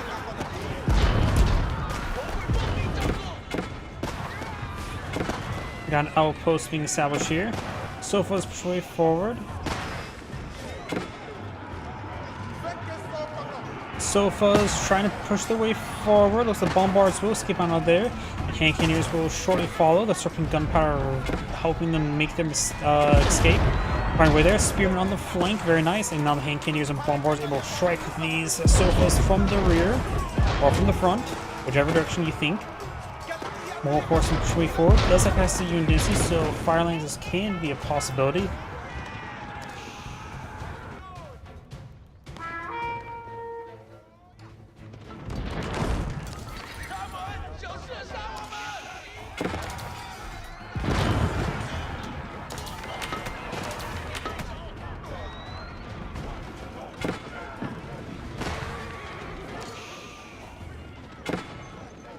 It's a bit low on gold, so that's why we're seeing a large number of horsemen and spearmen being deployed on the field. While I have trouble obtaining some of these gold deposits, I gotta keep here. Yellow may need to sweep up north to get that gold deposit. There's also this gold deposit yellow could start eyeing. Probably should start eyeing that one. Granary is being established back here. 86 of the villagers on grains.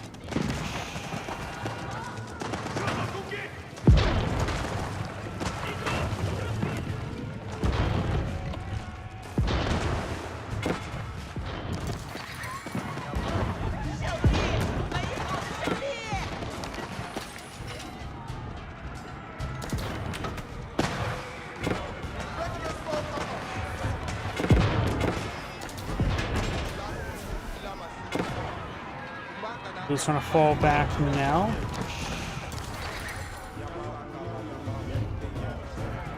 Horseman takes some damage there. We got the elite Sofas pursuing them. So the village going down. Looks like Yellow's trying to obtain this gold deposit next. Yellow's trying to be advancing forward here, trying to deal with this army. Good number of Engineers here. Bombards with their advance. A lot of infrastructure here. So a lot of targets for the bombards to get through.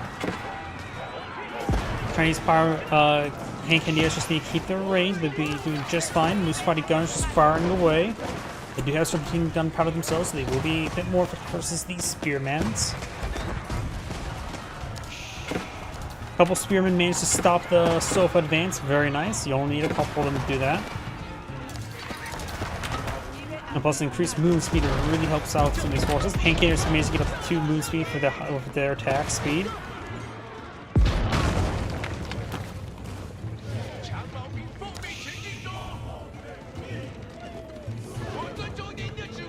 That is a large number of bombards.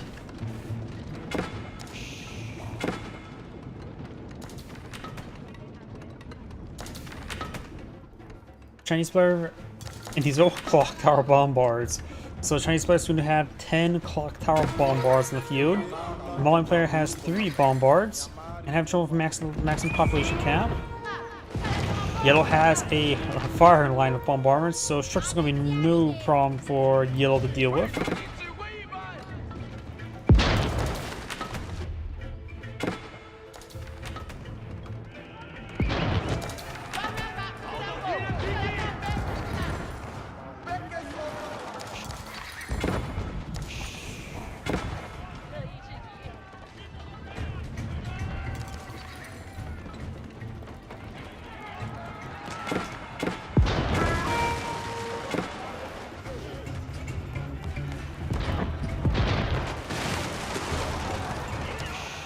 outposts here. They're fortified, but not upgraded of anything. Massive of Hankin Slit. They're highly cost effective. So right now he's running low in stone. We're only relying on the Tithe Barn there, but has removed one of the relics. He's going to pack them up in pagodas. Very nice.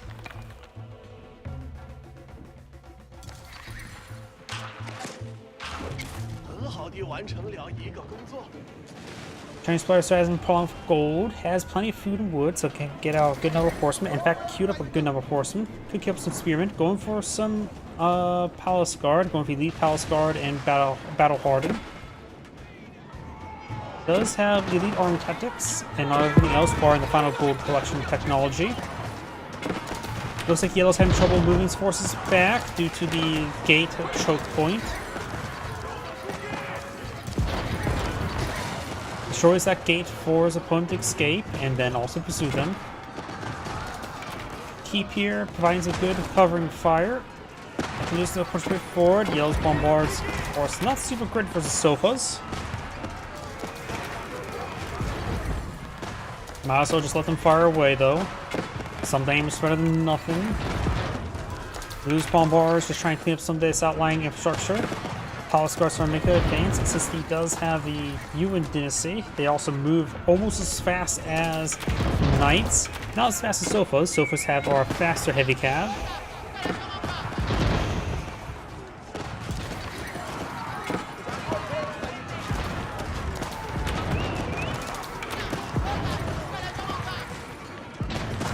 Continues in the back line, just continuously firing away. Got of course the outpost here, or the keep here providing some fire support. Central second side here is neutral, both players have one at the moment.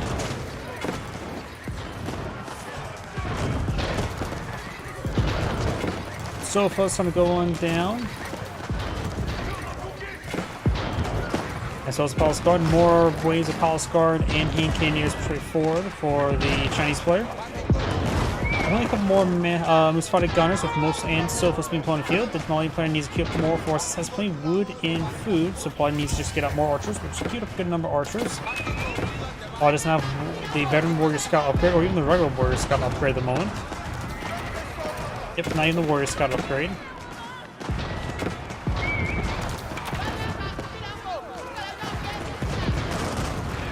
None of those bombards just got destroyed. Chinese player's not going for Court Architects. Still needs gold himself.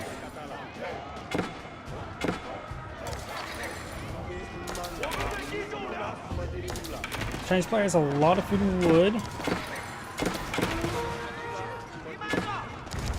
Gets all the moves for gunners. I wonder if Grenadiers could be a possibility. Probably not.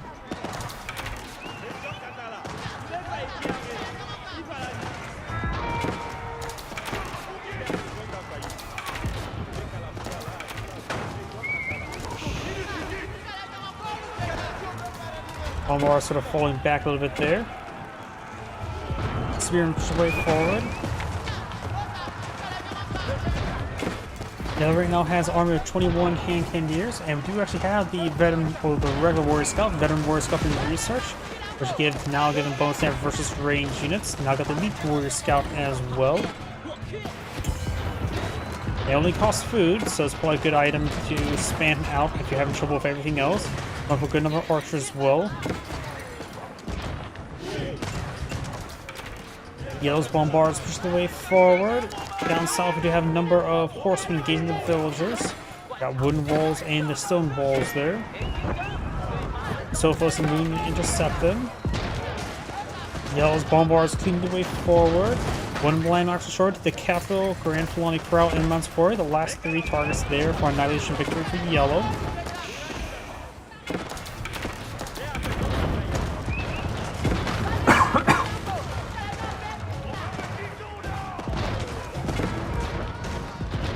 Mulling Archer is definitely a good call versus these hand cannoneers.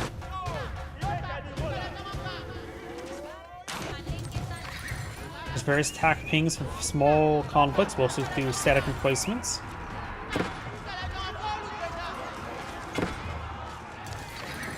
Oh, they've got a secondary town center here. Those bombards are advancing. 4 sofas pushing way forward.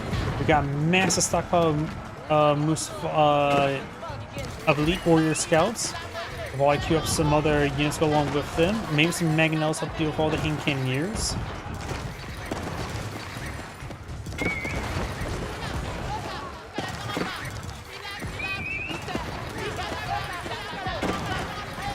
Elite warrior scouts move at a pretty fast pace, but they have no inherent armor, so they do get hit by all sources pretty hard.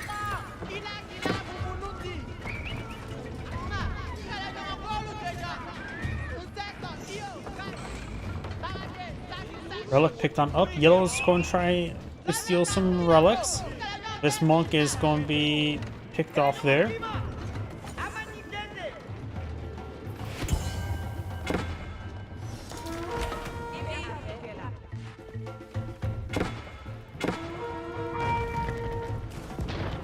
Bombards now advancing. Right now, Yellow has 9 clock tower bombards on the field. Has a large contingent of Knights Wing research, or Lancers. Elite Lancer research now on the way as well. Good queue of Spearmen. So the Chinese players going to could start pushing forward with a large amount of stuff. And thanks to Yuan Dynasty, the reinforcements will come in very quickly. Various wall segments just being cleaned on up now. The annihilation targets are pretty close by. 1 item inside of the capital. Of course, been picking out some villages here. And I think I just saw Yellow with the leading 14 villages. I last saw was 114 versus 114, and now he's down to 100. So Yellow to lead off some villagers. Could be related to these Musafati to the Elite Warrior Scouts. It's a very large number of Elite Warrior Scouts. He's going to go for Annihilation Victory himself. One is a little bit up front, another one way up here. So Annihilation Victory is not likely to be Yellow or for Blue. But for Yellow, very likely. 2 landmarks are down. Yeah, he's going for Annihilation Victory, but this is Chinese. And that landmark's way off the side. You can't really base race versus Chinese all too much. And there's Annihilation. This is Angrade saying, thank you for watching, and on to the next replay.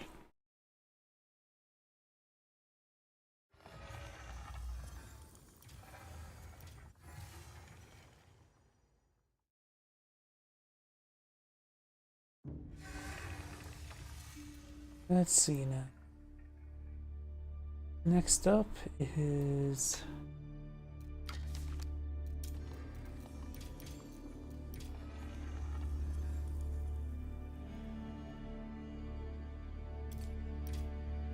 Dry HC Dry Arabia. Yep, this one here. Please tell me I have this version available. Looks like I do.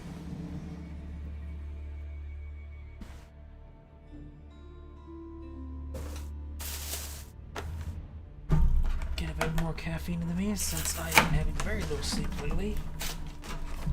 One of the worst things I can do.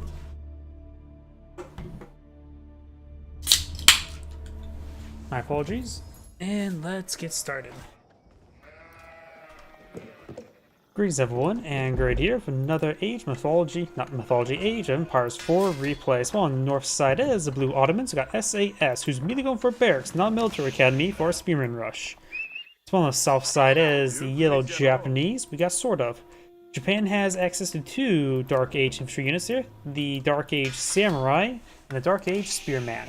Unlike the English, who has only just the Vanguard man at arms, Japanese does have access to both.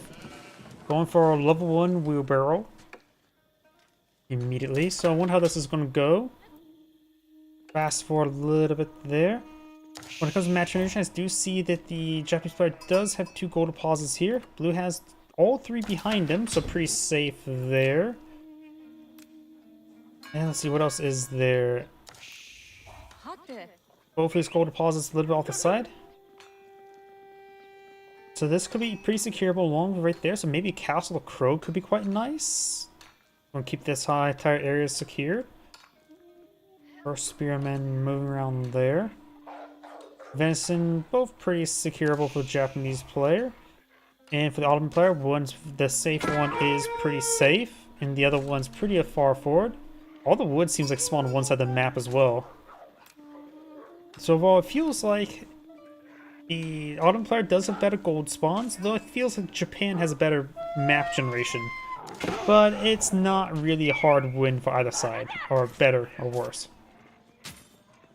This villager took some damage there to get the +1 melee damage, help him defend himself. It is pretty cheap, so you could research that in this age, help his villagers fight. They'll be at the 7 damage.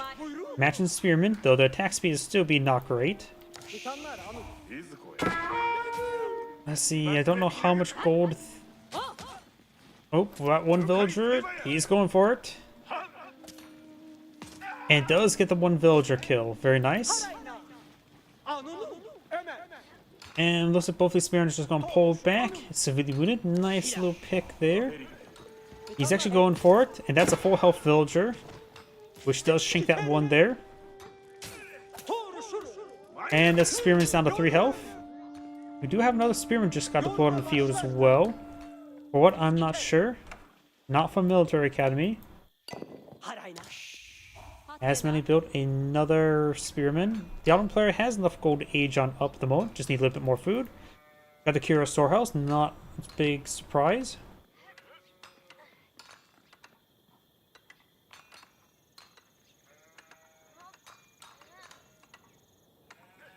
Twin meta race being deployed on the field by the Autumn player, which will give him a handful of berries to collection at home. Before any food collection upgrade, you can support the 5 villagers. Once you get any, you can support the 4 villagers food collection, which is pretty nice.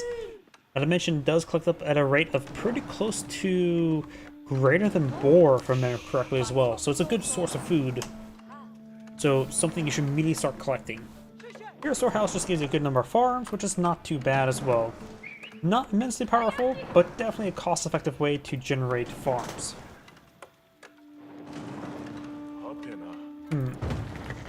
Don't worry about that number. It's a bit of a bug where initial Ottoman Vizier points just simply maxed out. When it comes to first ones, I usually prefer Anatolian Hills, but there's an argument for all of them. Here, a good argument for military campus is basically a mandatory one.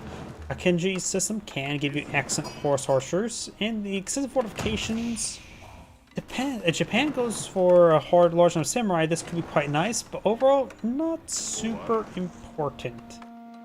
It's situationally good. The other two are a bit more advantageous, but there's some usage for it. Advanced Academy is basically a mandatory one. Janissary Company is one I usually call that emergency summon. I don't really like it myself. Pax Autumn Mana, it has a good purpose. You could probably go try to rush straight for it. Have like 2 townsends, quickly spawn out a good number of villagers. Maybe try to go for 3 townsends, go for it, and then you'll be maxed out villagers in no time. It's very situational. Also could be useful to recover if you lose a large number of villagers. Siege Cruise is very nice. I also sort of wish it would get reworked where it just buys all the siege weapons plus 25%. By the plus 25% attack and setup speed, but increase the cost of all the siege weapons by 1, rather than taking time to garrison the infantry unit and every single one. It would actually be a pretty nice buff, because then you don't have to spend resources on the unit to get inside of it, and still get the effects of it while still consuming population. And maybe as well, if you want to make it have the cost of the foot soldier go inside of it, increase the cost of the siege weapons themselves by 50 food. 50 to 80 food. I say that's a good way to make it a little bit more easy to use. The early Great Bombard can be very nice, and trade bags is, of course, excellent. We do have some Yumi archers now deployed on the field. Oh, looks like the deer have been mostly slain.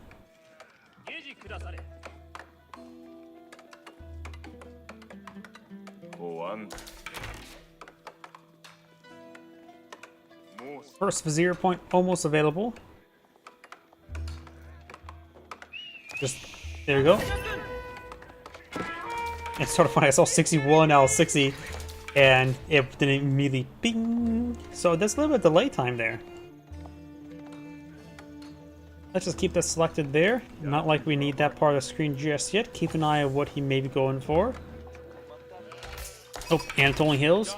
You saw the sheeple being summoned. İş mi kılacaksın?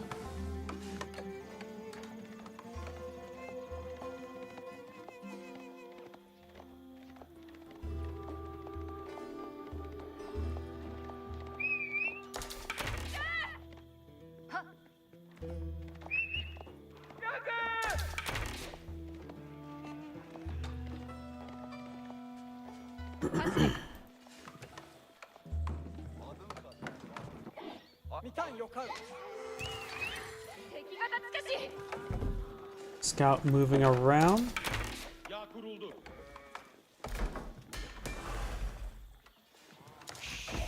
Bura barım. Evet anlaştırım. その旨取り掛かり申し候。 Blacksmith now deployed in the field. We do now have the scout heading back home. Number of Yumi archers here.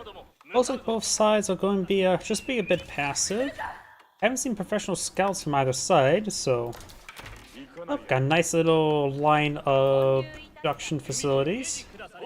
No survival techniques here. Now the upgrade here as well. So both players eyeing for a bit of eco phase. We do now have the supply here. We do have a hardened samurai.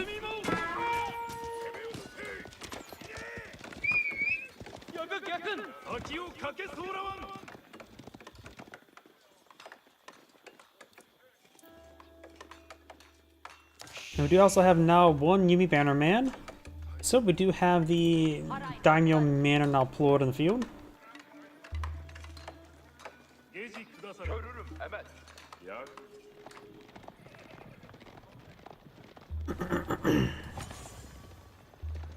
Bilgi. 恩下寺を待ち申すまで参れ仰せの通りいたすまで Eşitin bitik. Got these units moving around. Villagers building some basic walls there, but nothing too significant. Supply just idle here. Scout is nearby. He does at least spot these villagers now. Yells Force not responding just yet, so this ball he does not connect with the villagers just yet. Scout eyeing to torch down the gate. One villager does go down. Samurai and spearman push right forward. Got two samurai here. And we've got a decent number of samurai being pulled up with the Japanese. You actually don't really see mass samurai play all too often. Which they do get an excellent upgrade, anti-infantry upgrade for +4 damage.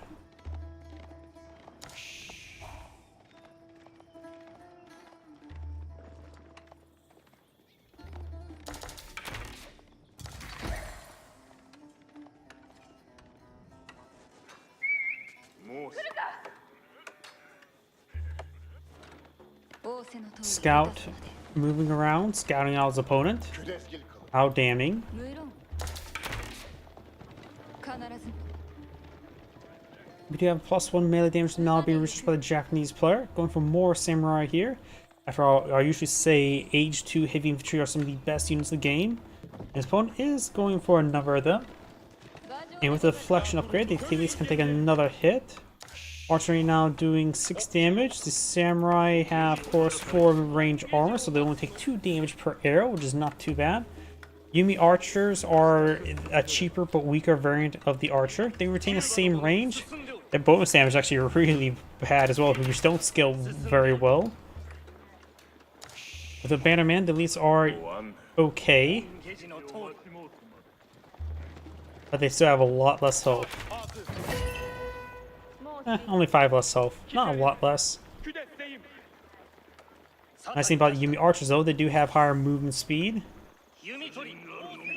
And the Yumi Bannerman does retain the high movement speed as well. It does have also 1/1 armor, and is a light range unit rather than heavy range unit for being an archer samurai. Though historically, samurai were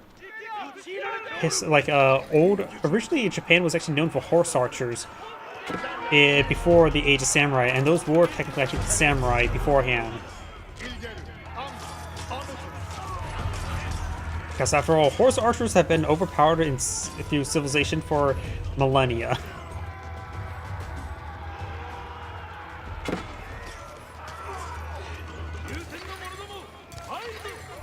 Good number of samurai here. Do have the Imam. Oh, we got the times 2 Imam vizier as well. So got 2 initial viziers.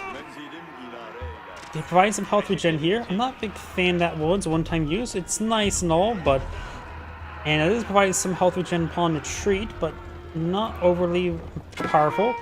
Yellow's doing a good job keeping his units in separate formations, allowing his higher mobility archers not be slowed down by a slower samurai. So have to be careful with the Sipahi. Couple sweeping push way forward, engaging. Looks like what appears to be archers for the most part. Samurai being picked off pretty quickly though. And now pretty much all the melee forces are gone. Sipahi can activate the fortitude ability in order to increase their attack speed. They are turn on the range armor from the meta. Very nice.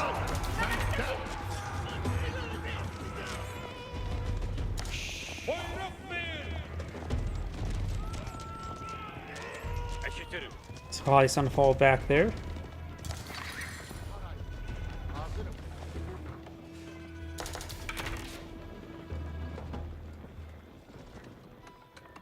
And now it looks like Blue's gonna be obtaining some delicious venison. Archers starting to pursue a little bit.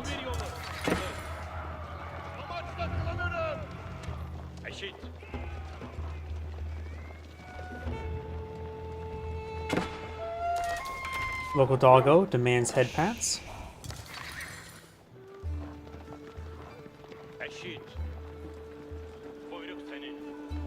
Got a nice mixed force here, though it's largely just Yumi archers.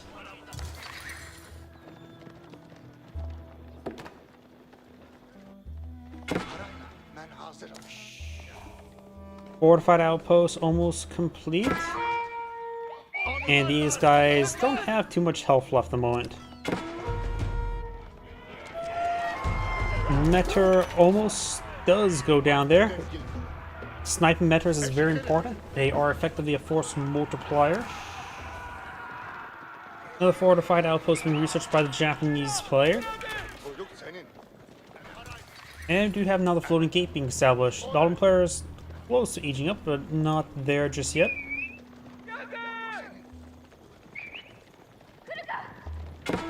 Some mounted samurais could be very nice, not to mention just age 3 samurais wouldn't be half bad as well.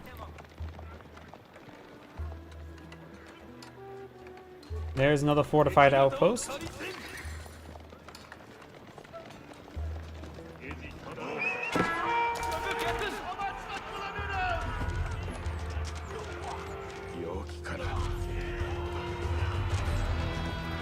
Arson engaged. Samurai advancing. You got some spearmen in the back line as well. You now have the fortified outpost almost complete, or floating gate now complete. Another vizier point now put on the field. Probably go for military campuses, I would say. Both these outposts now garrisoned. The other one's being fortified as well. Samurai being knocked down the peg. Got the veteran samurai researching on the way. Arrow slits could be very nice. And spring gold upgrades. He does have +1 damage, so at least these outposts get a little extra damage going as well.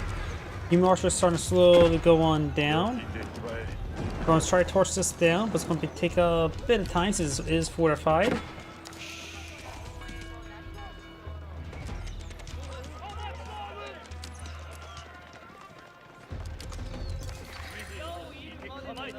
So far, nothing really being researched. It needs more gold, which this is the gold deposit he's been trying to obtain. Got more villages on gold now. Go. He's actually low on wood as well. Can't afford another archer. He has 4 more Yumi archers in the build queue. 3 more samurai, veteran samurai, so they have pretty good armor at the moment. Relic has been picked up by Yellow. He does have 3 Shinto priests and Yoshiros. Fortified outpost taking some damage there. Samurai is creeping the way through. Battle Tachi upgrade to do less damage with these archers.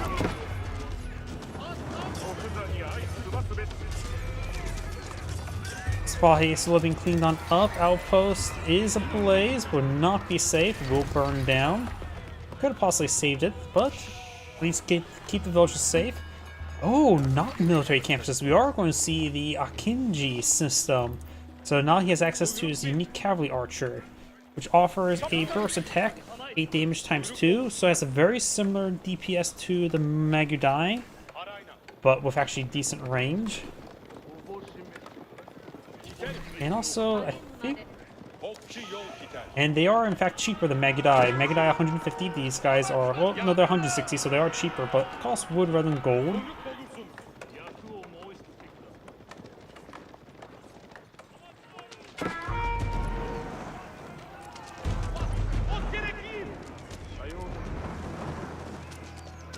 Another fortified outpost. He's going for Spring Golden Placement. I think he should just cancel Spring Golden Placements. He's either going to keep alive or not. I don't think Spring Golden Placement will be super useful at the moment. He will stay at the outpost. Autumn player has enough resources to age on up. Probably should go age on up. Go for mid Imperial Armory. Probably should get out nothing up there. Does get picked off there. Got a mounted samurai engaging. Yell's claimed 0 relics so far.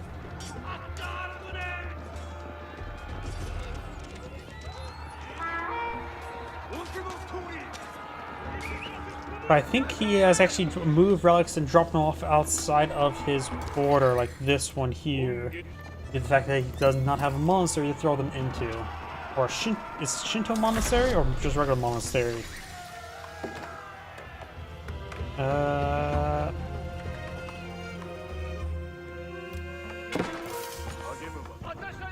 Shinto Shrine, that's what it's called.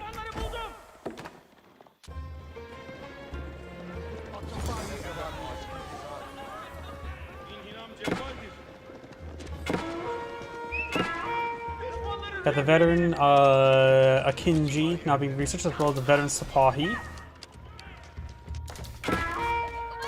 Sipahis do not have the same movement speed as horsemen, but they still move faster than knights and lancers. In this case, mounted samurai.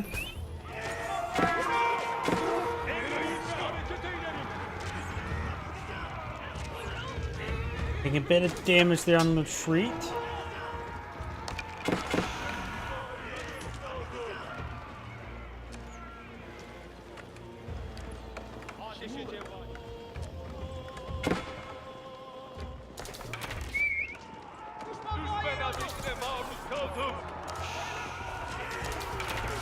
Samurai push forward, still no Atashi research. Yamcha still have Yumi Bannerman nearby, and that's his only Bannerman at the moment, though he does have a capacity of 3 at the moment.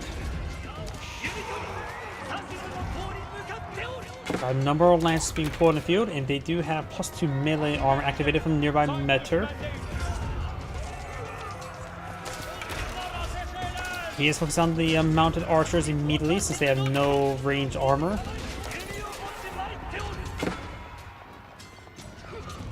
And looks like all of these Union archers will start being cleaned on up. Got quite a bit of a mounted force for the Autumn player. He has no more of the mounted archers, just the lancers and Sipahi. So the Jet player could just eye for some spearmans. He has only hardened spearmen, no veteran spearmen at the moment. Man Samurai, of course, would be very effective. Will be somewhat equal footing versus those lancers. Just the difference in deflection, the cost difference.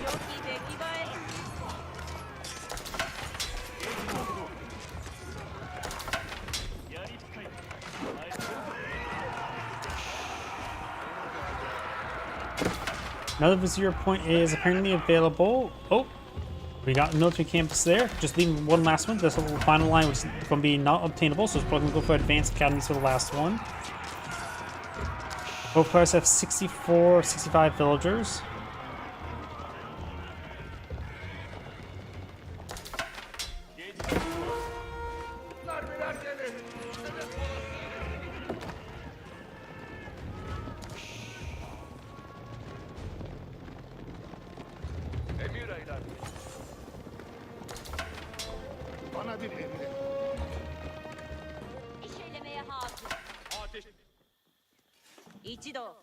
So just collecting up some venison over there.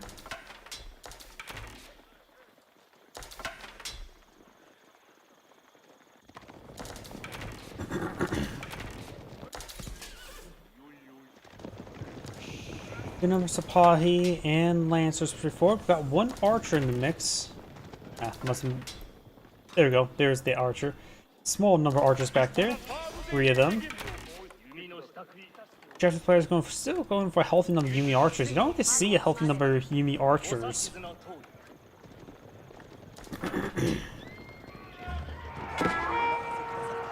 Level 3 wheelbarrow not being researched by the Japanese players. Going for a large number of spearmen. Very nice. He definitely does need it.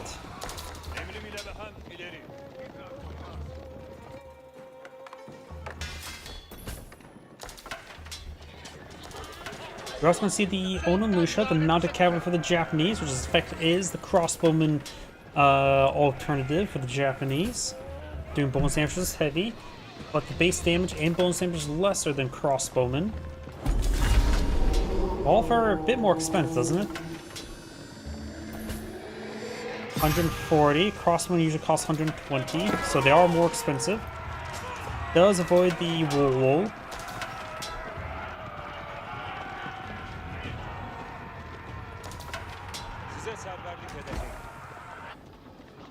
Got some matters over here. This force could stand to be next to an Imam or 2. Yellow's now advancing way forward. Could push on the outpost. Mecha takes some damage there. Outpost does go down. I think Yellow may want to fall back a little bit there. Took a little bit of damage there. Spotlight goes down. A little bit small pick there for Yellow. Got some spring golds here being deployed by the Hidden Imperial Armory. I still believe the Spring Gold's production speed needs to be a bit of a nerf on the Hidden Imperial Armory. I think they build too quickly.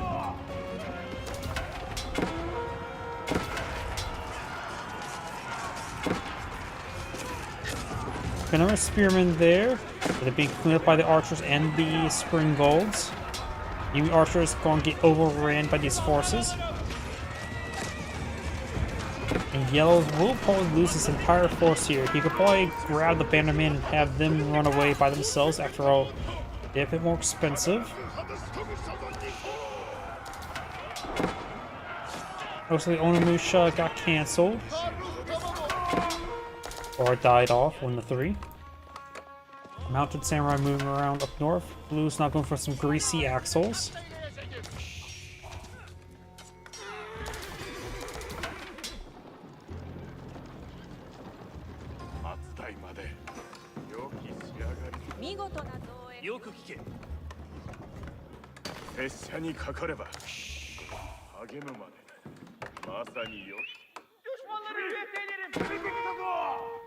The Mounted Samurai takes some damage, nothing too significant at the moment. Nope, Scout leading the charge there. Scout taking a bit of damage there.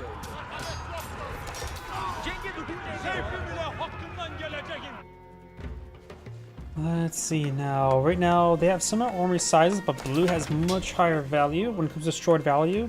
Yellow's doing much better than that apartment. Or slightly better, honestly. Nothing too significant at the moment. Shogunate Castle now deployed in the field, so he can now support more Bannermans. But if he wants more Bannermans, he will have to deploy out another town center. He's got Shinto Shrine Barracks here. He has claimed 3 relics and picked up a 4th. The 4th is right here. The last relic on the map, blue has claimed. Last Vizier points almost available. Advanced Academy, I'm assuming it's going to be the option. The Allen player does also have 1 Dark Age Spearman, if that means anything. And has bought some Janissaries. Yumi archers, while they're pretty effective versus gun, they do like any light archer, they're good against gunpowder units. Yumi archers just have a lot less bonus damage. You can see +6 here versus the counterpart. Let's see. Which is +7. Doesn't seem like much, but 9 + 7, that is 16. I suppose the Yumi archers with all the bonus, including the Yumi Bannerman, is 15 damage, so it's very similar, but without the Bannerman, they don't last very long. They're not that great. But they are a nice force multiplier. Istanbul Observatory being researched by the Ottoman player. Japanese player could go for Castle the Crow or the Tengashima Gunsmith. I think would be better at the moment. Free gunpowder units or free resources? This is an argument for both, honestly. Trading posts off the side, so you will get a good drop-off point, but be a bit exposed, so maybe not. Probably Tengashima Gunsmith is just a bit more reliable. やり合わせかな。やり使い構えておるぞ。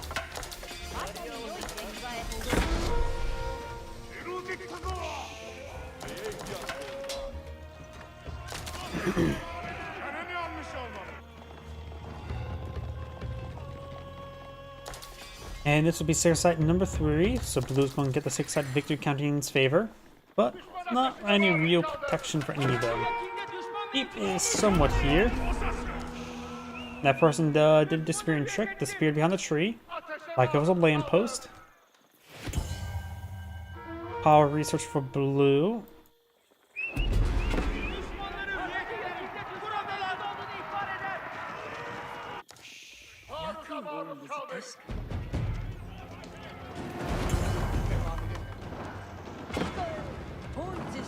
Gate's starting to be torched down a little bit there.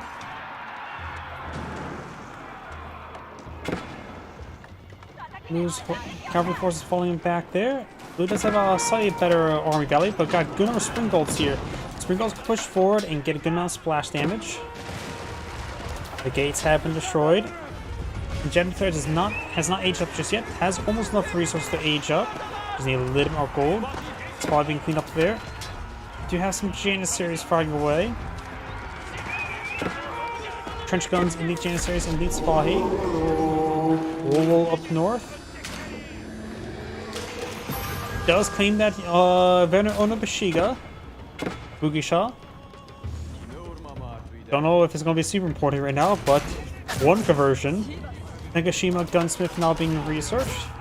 And a good number of these villagers could go down. But granted, most of it just spearmen.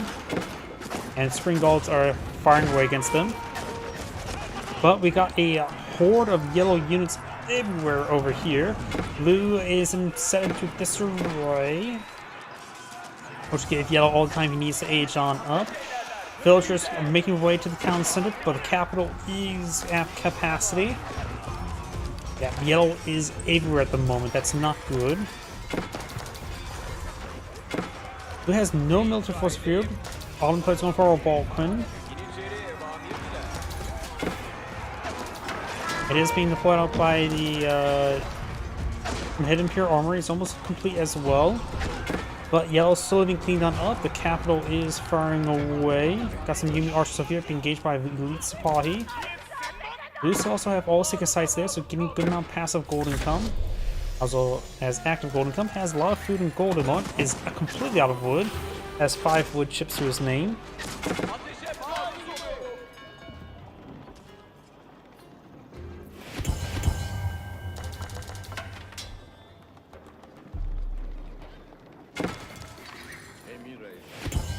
Yellow has a number of Onabugashas over there. And more rooms over here. Gonna be trying to swarm in from multiple angles once again. It's a great way to deal with your opponent. Just swarm from all angles. Fortitude could be utilized here. See a yellow dot around here. Went away wherever it was. It must have been a banner. It looked like it was a blockish without any outline, so it was a banner. Japanese horsemen moving around, they're veteran horsemen. The Balkans love to shoot anything. It just has a very high damage, but I never see them excellent. At best I see them just okay. If there's any siege weapon that should get another rework, I'll say this would be the Robalquin.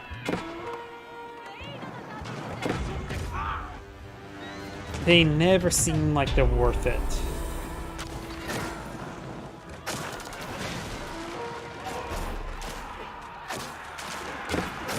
Massive splash damage here. Villagers making a choke point here. Yellow sort of just getting ripped apart there. Has a number of Janissaries here. No surfing gunpowder at the moment. Spy push way forward. meta and also improving the attack speed, so they're just annihilating everything. Horsemen straight forward, getting tied up on some of those units once again. Once Janissaries turn around, they of course can start annihilating those horsemen since they do bonus damage to cavalry. Horsemen can take out all the spring golds, but they get lost in the process. And got more force over here. Yellow is just once again swarming for all angles, taking out a good number of spring golds. And the hidden pure armor is just booting more Vulcans.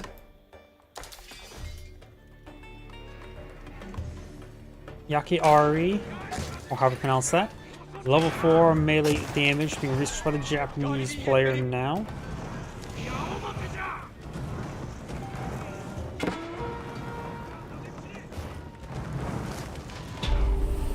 Outpost does go down there. Not outpost, walls. Ah. Mine's melted. More Vulcans, one mainly being built as well. Military academy here, or school. Janissaries here. Spring Gulls can also provide some escort, fire support. If they're trying to hit that gate. The Vulcan here taking some damage, but it has 10 melee armor, so he's able to resist a decent amount of melee damage from these Onobugishas. Siege weapons quickly go on down though.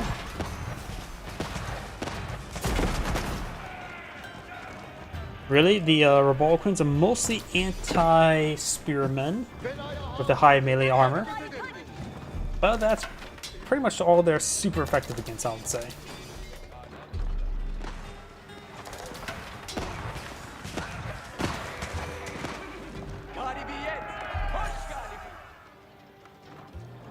You now the Oda tactics now being researched. More stone walls being built by blue. Yellow summoning in more horsemen to advance his way forward. Still only have Dark Age spearmen for the Ottomans. And looks like the horsemen will manage to get on through. Number of chances to protect the villagers though.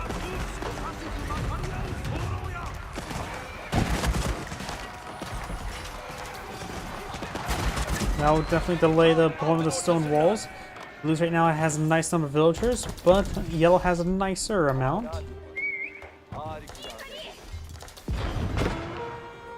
Bombards hitting the keep now. I am so curious what the Tengoshima gunsmith, how many charges it has. 2 charges at the moment.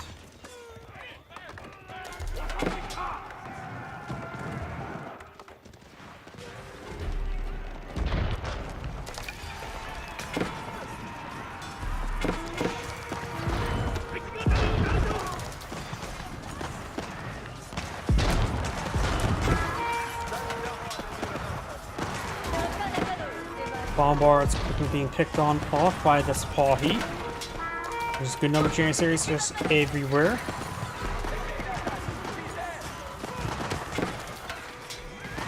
More Oni Bugashas straightforward. Japanese player may just need to get out some more, what's it called, Yumi archers help counter those units, as well as Mangonels.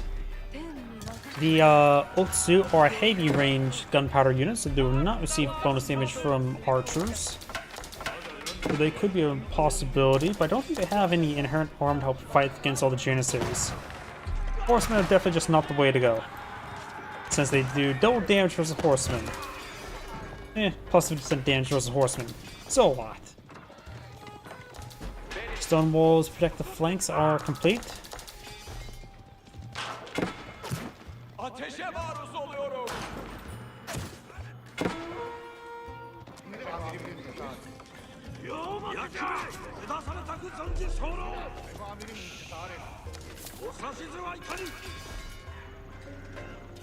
They'll save that villager.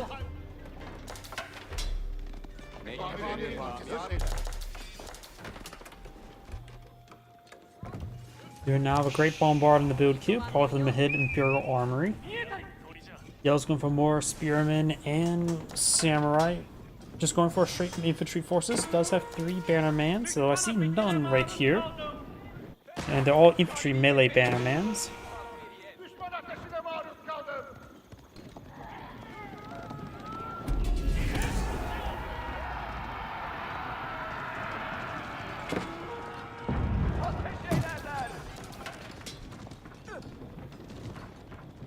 Of course, we do have a great bombard placement.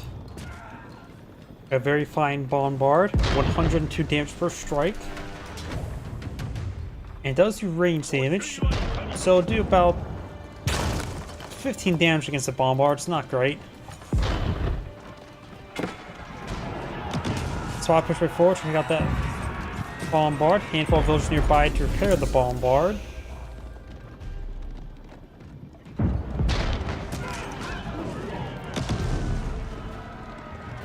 So that's one Vizier point. That thing's just bugging out. Spearman, Samurai, push right forward. Only British us. We got some Bannerman here now. Got a very large number of Vulcans here. He has currently 4 on the field.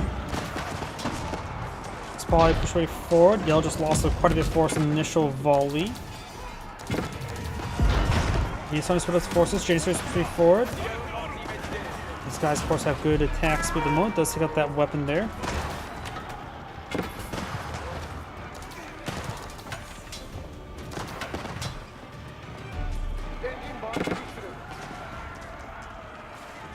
Yellow's just pulling back these green massive forces. But getting hit by all the Janissaries and Revoltans. Spotlight push way forward. The Spotlight will be isolated and picked on off for the most part. Let's have some Emons there, providing some excellent health regen and aura. Number of Yellow's forms are exposed, however. Got a Shogunate Castle here, or just a castle. Got the Shogunate Castle here, providing some excellent defense with its castle rocket emplacement. Couple of Vulcans firing away. Got these volume straightforward. Bombard in back line. Capital is fully garrisoned.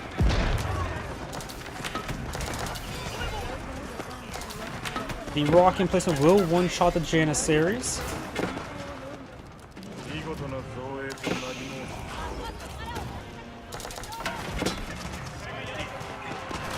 The number of forces here still for blue, but yellow's now trying to launch a counterattack. Got a number of forces here, but the old attacks do get bonus damage versus for their torches, so they quickly go through Palisade Gate, no problem. I also got another Shogun Castle here. It will take out those volume, no problem. So good number of Shogun Castles there to maintain collection of these resources. I'm curious if the heroes may have won for the Japanese player. Shouldn't be a good idea to throw them inside a fortress to get the gold generation, even though they're least productive there. Japanese player has a decent amount of resources for all, but a little bit low in food. Go for a large number of archers up deal with these Janissaries. Blue has a decent amount of resources in reserve as well, but nothing too high as well. Since Pahi Large got cleaned on up, got these forces here trying to go with the Great Bombard. The very fine Bombard has gone down.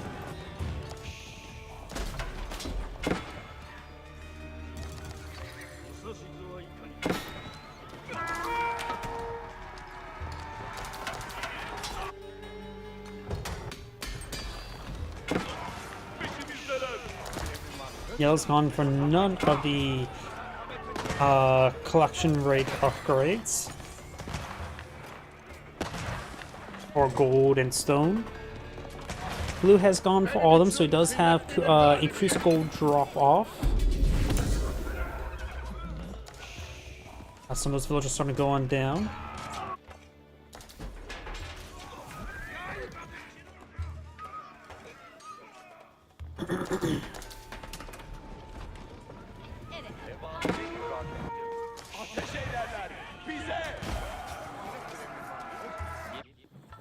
Second site being decaptured here. So, we'll be interrupted. Spearman over here. Capital from parts of garrison. Blue right now has 71 villagers versus 103. We've got more forces being massed over here, trying to go for some damage over here. Gold's been cleaned on up and not made an attempt to continue to go and collect this one at the moment.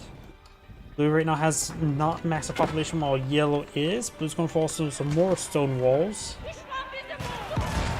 But looks like we'll be interrupted. Yellow has, or blue has, a sniff force there and has larger army value force to deal. And large numbers of villagers have gone down. PG just deleted the round of villagers. He is losing them actually very quickly. I'm not sure what happened to a handful of Blue's villagers just then. We also got a bombard emplacement, or a cannon emplacement with a rocket emplacement.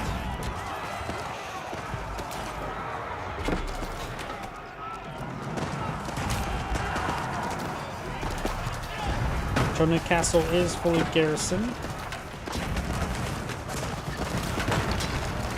So he's trying to hit these revolvers. They have low range armor, good melee armor, so they're very vulnerable to the rocket emplacement. Infantry units there trying to hit it with a very fine bombard. Castle's almost down. And the villagers need to run away.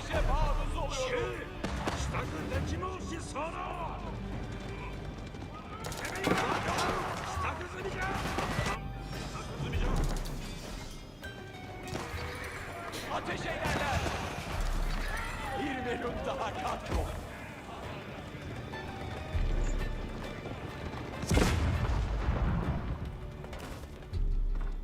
Bombard nailing this outpost.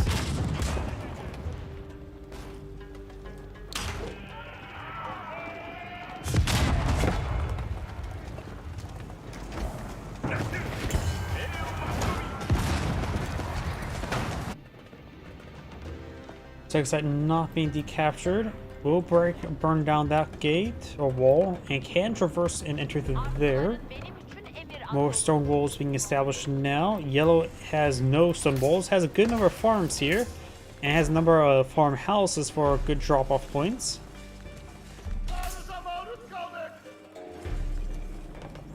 Yellow has a decent amount of food, some wood, and a little gold to work with. Blue has actually not so much resources as well. Forge will be going down, no problem. They have +1 level gold collection right now.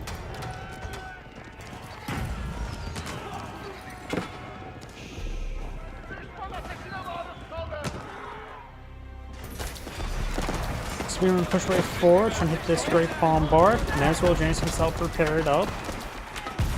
Spearman push right forward. And more spear there. We got some hand cannoneers here, but there's nobody on top of those walls until this is broken.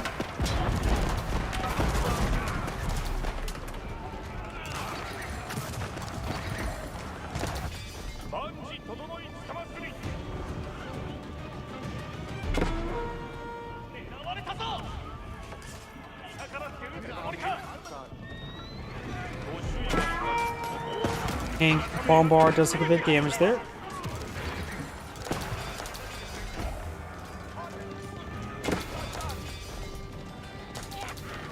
And it looks like these forces will be cleaned up by this volley. Looks to be using the fortitude ability.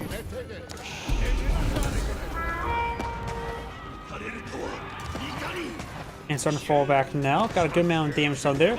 Lose down to 52 villagers, not great. He is getting more villagers. Shinto Priest trying to decapture this sacred site there, and will be a triple capture in his favor, though this one's being neutralized by Imam. We got a very good number of Janissaries here, a very nice number, with 3 Vulcan support, 2 metas on the build to keep another on the field. Luke Hans, while a staggeringly large army with the lack of villagers he has, and Yellow will have trouble dealing with that. He also has a not super large number of forces. A mix of all the bannermans, a mix of the various different units, while his opponent has a very good mono composition of just gunpowder. So Yumi archers would be a good call for the Japanese players, as well as Mangonels. He does have 5 Mangonels in the field, which is exactly what he needs to help deal with all those Janissaries.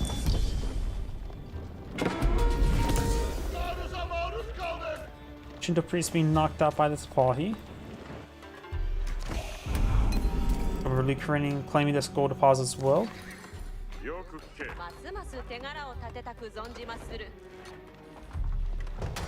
Another Shogunate castle here.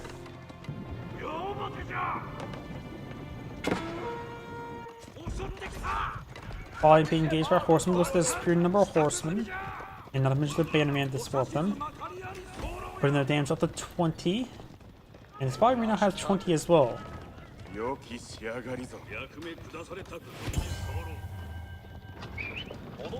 Mangonel's gonna get a massive volley off. Maybe. Nope, pack on up. Ground forces need to intercept the spall here before they get any severe damage on the Mangonels.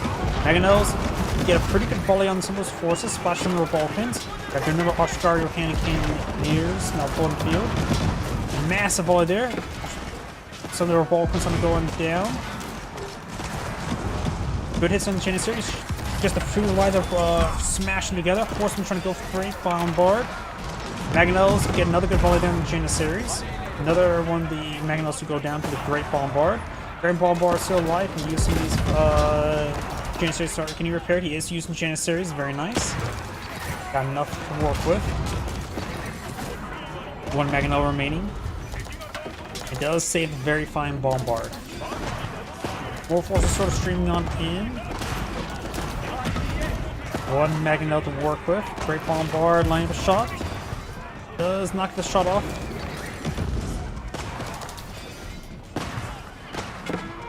A very fine Bombard is falling in back.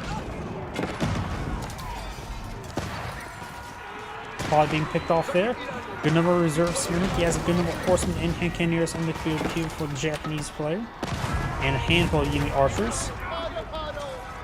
We got multiple Great Bombards on the field now for the Ottoman player. Make that only one now. He's also lacking his other ground forces. He's lacking literally everything else he has. Actually out of food. Looks like he has no villagers on the Middle-east. His lack of villagers become a problem there. Sell off 2,000 wood. Or he hits the resign button instead. That's great saying. Thank you for watching, and on to the next replay. And that shall be my last